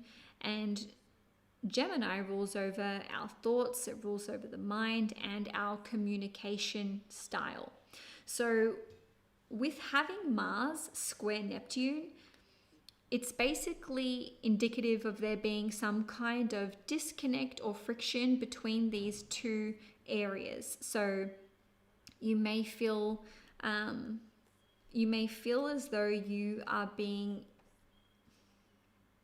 pulled in two different directions. On one hand, your heart may be saying one thing and your mind is saying another thing, I mean to say. So perhaps you feel like, you should be forgiving this person, you should be able to move on, you should be able to overcome this grievance with another person, but then, in your mind, you're just like replaying everything that they're saying, or every time you think of them, or this conversation replays in your head, you just get angry all over again. On a different note, the 2nd house rules over finances and resources, and the 5th house rules over creativity, children, and our love life. So you could feel pulled in two different directions with respect to your finances and resources, and how much money or how much of this you're able to spend on your children or spend on your dating life, or you may just feel like you're not getting enough of something, not getting enough fun, having enough fun, not going on enough dates. And again, it's just a one-day transit. Yes, you may feel it 2 or 3 days before and 2 or 3 days after, but it's just something to be mindful of. Mars in Cancer will be transiting your 6th house from the 4th/5th of September, depending where you live in the world. And it's important to note what is coming up for you once Mars does enter the sign of Cancer, and that is because we're going to have a Mars retrograde in Leo/Cancer over the Christmas break and early into the new year, so December 2024 and then January and February 2025. Mars likes to be in Cancer, doesn't like to be in Cancer. I have Mars in Cancer, but it does like to be in the 6th house, because the 6th house is related to problems, conflicts, and issues that need to be resolved. And Mars is a warrior, Mars is a fighter, so Mars actually does well in the 6th house when it comes to overcoming problems and issues. The 6th house is related to your health, so many of you Aquarians will be focused on your health, getting fit, getting healthy, overcoming certain health concerns or issues or ailments. On a different note, the 6th house rules over our daily habits and routines. So this is actually a fantastic transit for implementing new routines and doing away with bad habits or old ways of being and routines that just no longer serve you anymore, or maybe they were never serving you anymore. The 6th house is very much related to, it is our work house in astrology. Yes, the 10th house is career, but the 6th house is the daily work that we do. So Mars in the 6th house indicates a very productive time with respect to your work. There may be quite a few challenges that come up with work, and they don't need to be quote unquote difficult or negative. It could just be like you're finally getting challenged in your work, you're finally sinking your teeth into a project that appeals to you and that gets you firing on all cylinders. The 6th house rules over employees, so one of the not so great outcomes of this transit could be disagreements or fighting with employees. You could find that they are just arcing up, rebelling, or just really challenging you On a different note, maybe you've never had employees before. Maybe you've never had someone work for you before. And it could just be that you're finding it difficult to delegate, especially because Mars rules over the 3rd house, which is like contracts, and then it rules over the 10th house for you, which would be, no, sorry, I beg your pardon. Oh, no, it does. Yeah. Your 10th house is Scorpio. So that's like your career and your professional status. So maybe there is a bit of a push and pull where you know you need to offload some of your work to other people, but you're like, no, I only trust myself to do this important task. Now, lastly for the month, on the 18th of September, there will be a full moon eclipse in Pisces at 25 degrees, and this will be in your 2nd house. So the 2nd house is associated with our finances, our resources, salary, income, as well as our possessions and resources and personal set of values. So to have a full moon eclipse in the 2nd house could indicate that you are receiving an increase in your salary. Maybe you're selling off a possession or valuable and collecting, whatever you're charging for it. So that could be like a lump sum of money that's coming in. You could procure a certain valuable or resource or possession.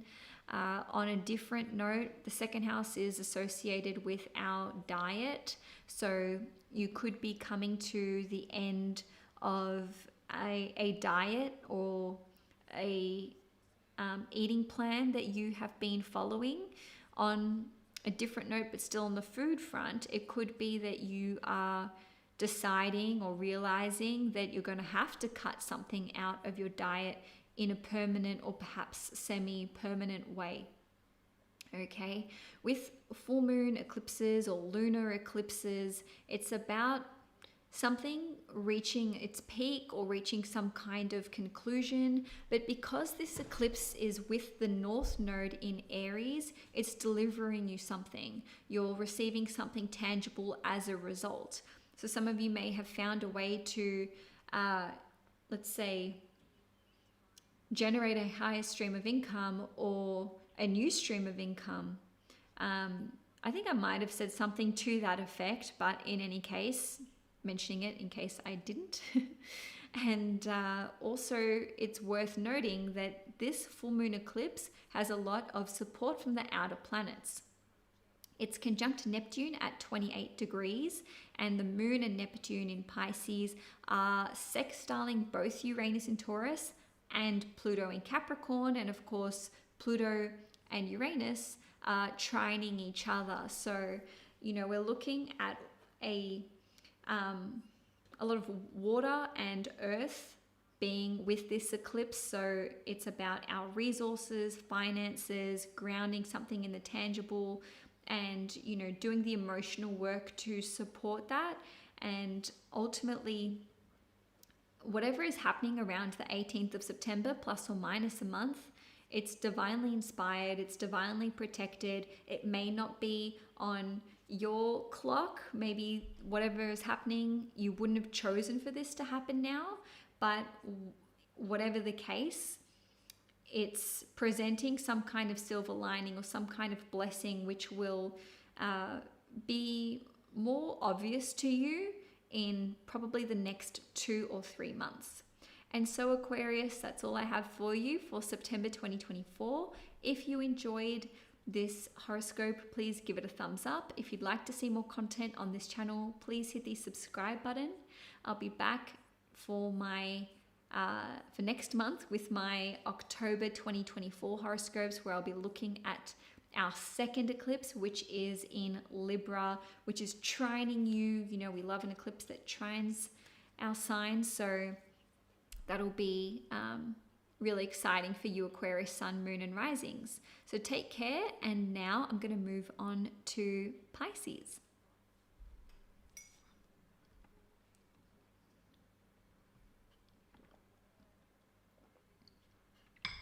Pisces, Sun, Moon, and Risings. Thank you so much for your patience being the last sign, and but not least. So Pisces, on the 1st/2nd of September, depending where you live in the world, Uranus is going to station retrograde in Taurus in your 3rd house, and it will be sextiling you.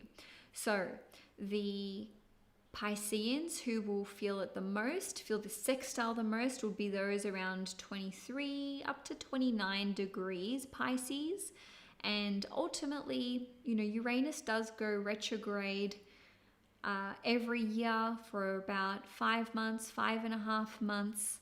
And when it goes retrograde, sort of on the day plus or minus 1 or 2 days, we can have hiccups with technology, which I just experienced myself. And also we can have downloads of information that come through, especially with respect to things we'd already tried to work out consciously, whether this is like something to do with content that you want to create. Maybe this is a certain communications piece that you're working on. Maybe there's something important that you have to say to another person and you haven't really known how to communicate this or how to express yourself.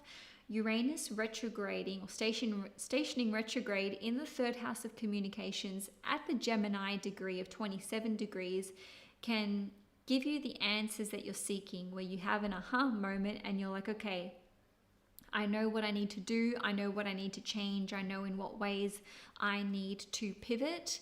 And because it's sextiling you, maybe there's communication that comes in from another person, which has a very positive impact on you, a very healing impact on you, especially because Uranus rules over your 12th house. So it could be an unexpected conversation that you have, or even content or material that you read the first few days of September, which benefits you in some way, shape, or form. On the 2nd of September, Pluto will retrograde from Aquarius back into Capricorn in your 11th house. So this will be its last foray into Capricorn for the rest of your life, because it'll be another almost 250 years until Pluto returns to the sign of Capricorn. It will remain at that 29 degree. It won't go to 28, won't go to 27 degrees. It will remain at that critical, hectic, anoretic degree. But fortunately for you guys, this is sextiling you as well. So lucky you get this double sextile back-to-back days. And basically, the Pisceans who will feel the sextile the most would be those from about 27 to 29 degrees, maybe 26 to 29 degrees. In any case, the 11th house is related to our long-term goals and dreams, our plans for the future, passive forms of income, awards, rewards, accolades, and the 11th house is also the house of friendship, and it rules over communities. So Pluto retrograde in the 11th house indicates that there is some, let's say, there's like a crucial time in one or more of your friendships, or it could be with respect to the community that you find yourself in or the communities that you participate in.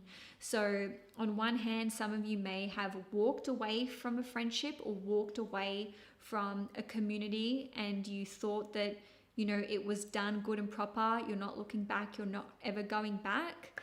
But,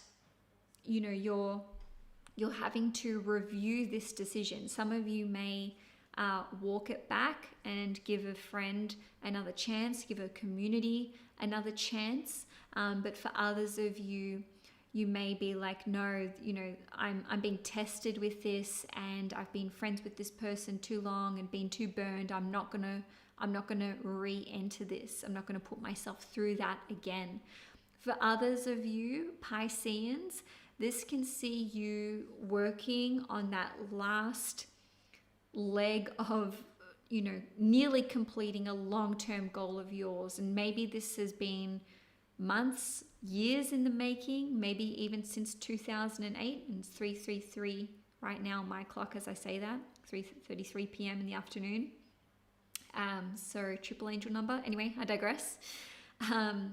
Many of you Pisceans will be completing some kind of project, milestone, maybe finally receiving an award or some recognition for something important that you have been wanting to call in or that you have been expecting. For others of you, you may be receiving a payout from some kind of legal dispute, legal matter, or court case, especially because Pluto rules over your 9th house, which rules over legal matters. So others of you may actually be receiving financial support in the way of a scholarship or a government grant, or maybe a PhD program that you're doing is being government subsidized. All right, so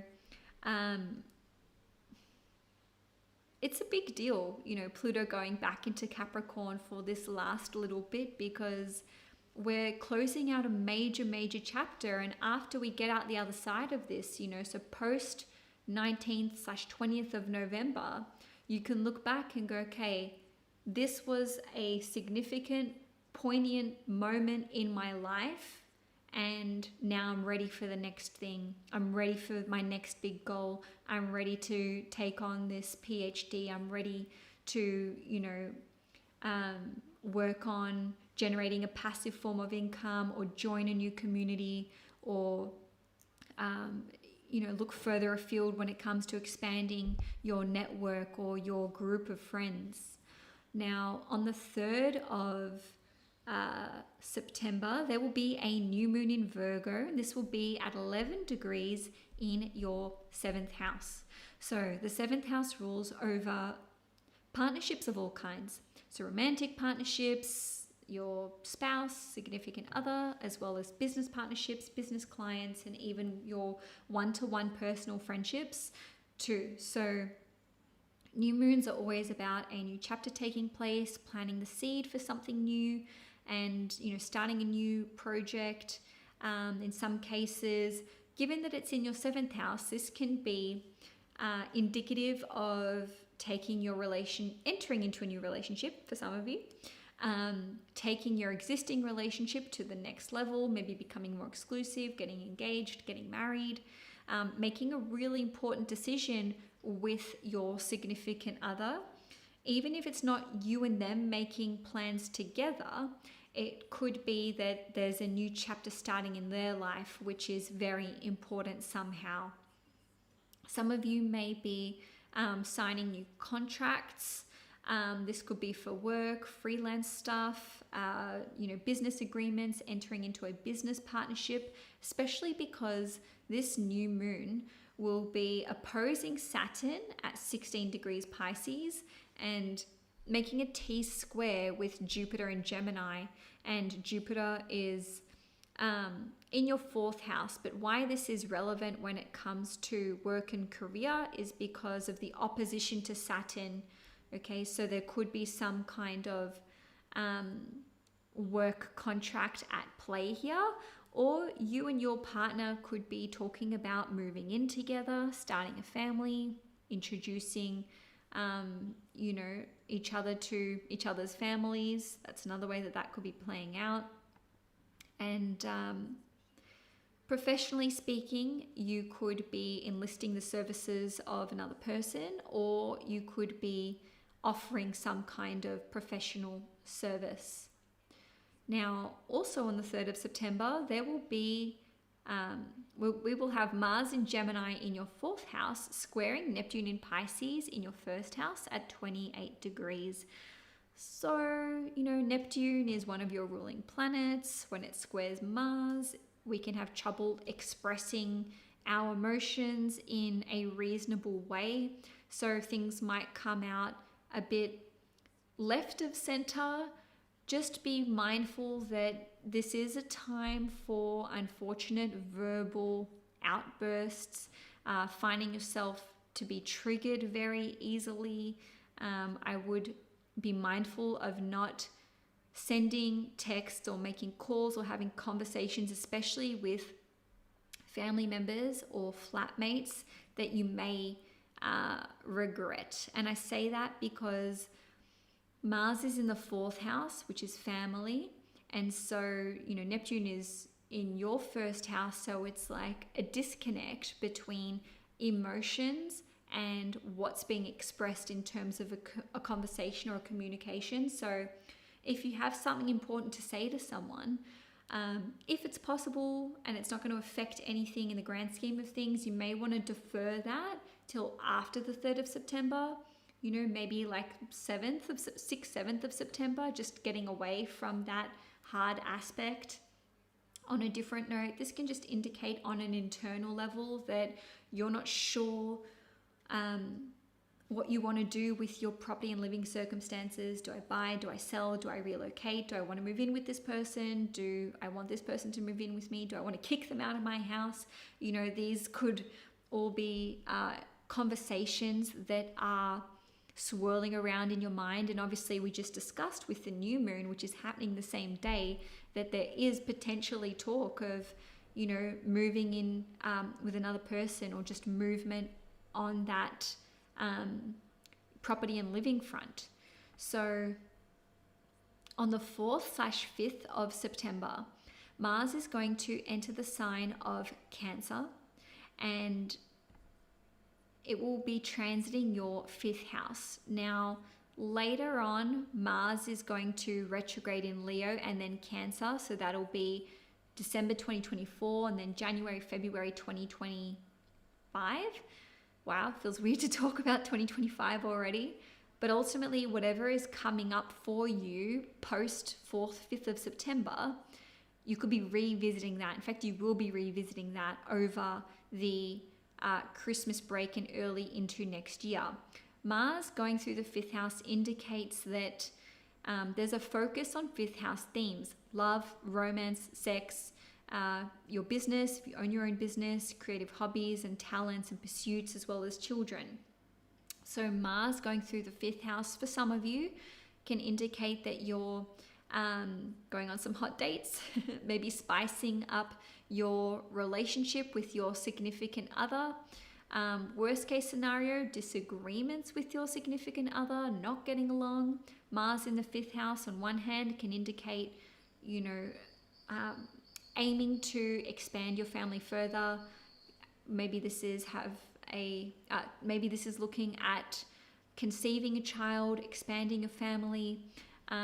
Again, the lower vibration of this is fighting with one of your children, or one of them just giving you a hard time, just rebelling, or maybe it's just like a developmental stage that they're going through.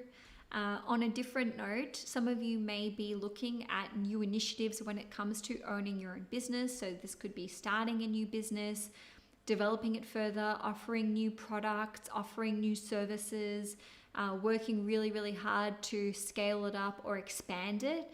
Especially because Mars rules over your 9th house, you could be looking at something to do with import and export.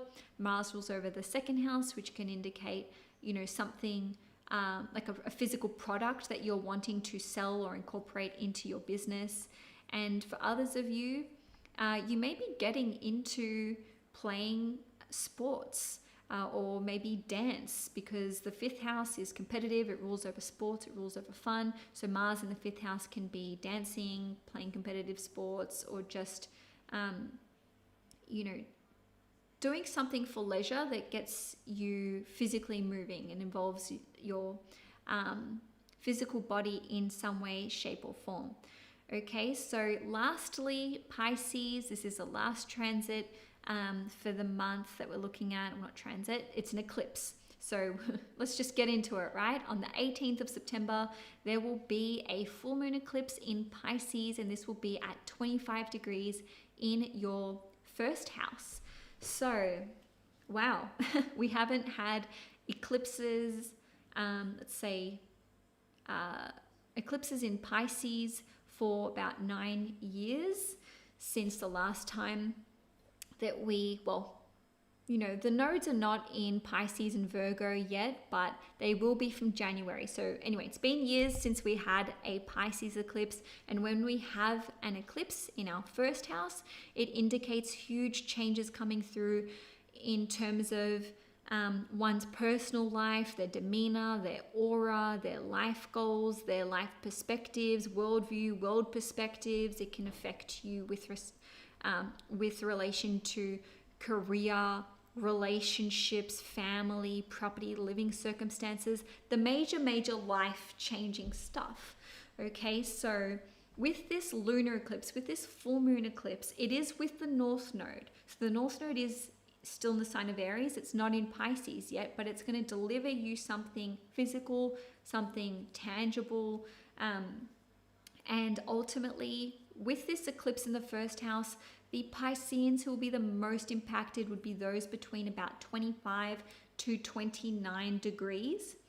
And if you are a Pisces sun, moon, or rising at 25 degrees, this eclipse is smack bang on your sun, moon, or rising. But there's beautiful, supportive, helpful, harmonious energy alongside this eclipse. Why?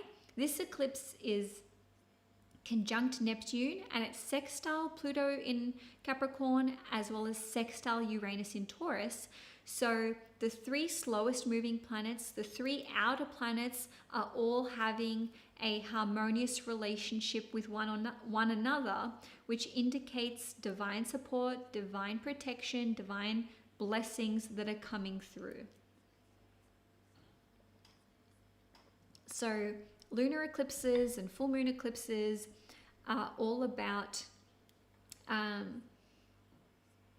something reaching a conclusion, reaching its peak. So whatever's happening around the 18th of September, this has been in the making for you Pisceans for a while. You've been working on this for months, or it's been in your sphere of awareness for a few months. And now this full moon eclipse, it's like, okay, I'm ready to deliver on this. I'm ready for this next chapter of my life to begin. And how it plays out will differ depending on, of course, how this interacts with the rest of your chart. If you're a Pisces sun, especially if you're around 25 degrees, then this is to do with your career, your life purpose, maybe your vitality as well. Maybe you're achieving a career goal, career objective, attaining a promotion, or there's some kind of lucrative business opportunity at play. On a different note, maybe you're just looking and feeling more like the person you always wanted to be. Okay, so you could have been working on your physical health in some way, shape, or form, and now you're able to physically see the results. Or perhaps working on your physical health means that you now feel within yourself that you have more confidence, more vitality, or you can just feel that you are stronger. On a different note, if you are a Pisces moon, this eclipse can indicate getting pregnant. This eclipse can indicate giving birth, or perhaps having an important relationship status change with another person. If you're a Pisces moon, you may be relocating, buying, selling, receiving some kind of visa or permanent residency or citizenship. And if you're a Pisces rising, first of all, like I said, it is in your first house, but it can affect you in all different ways, especially because an eclipse in the first house is going to oppose your 7th house of partnerships and relationships, but it's going to square your 10th house, which is career and, you know, public persona, and then it's going to square your 4th house, which is family, property, and living circumstances. So, you know, to be fair, a Pisces rising, generally speaking, would be the most affected over a sun or moon. But of course, if your sun or moon is around 25 degrees, you're going to feel it. And this is why I recommend that you watch your, not just your rising sign, but your sun and moon as well. Okay, Pisces, that's all I have for you for September 2024. If you enjoyed this horoscope, please give it a thumbs up. If you'd like to see more content on this channel, please hit the subscribe button. I'll be back with my October 2024 horoscopes if you want to tune in for those. Thank you so much for watching, and a big thank you to everyone who supported me in the live stream today.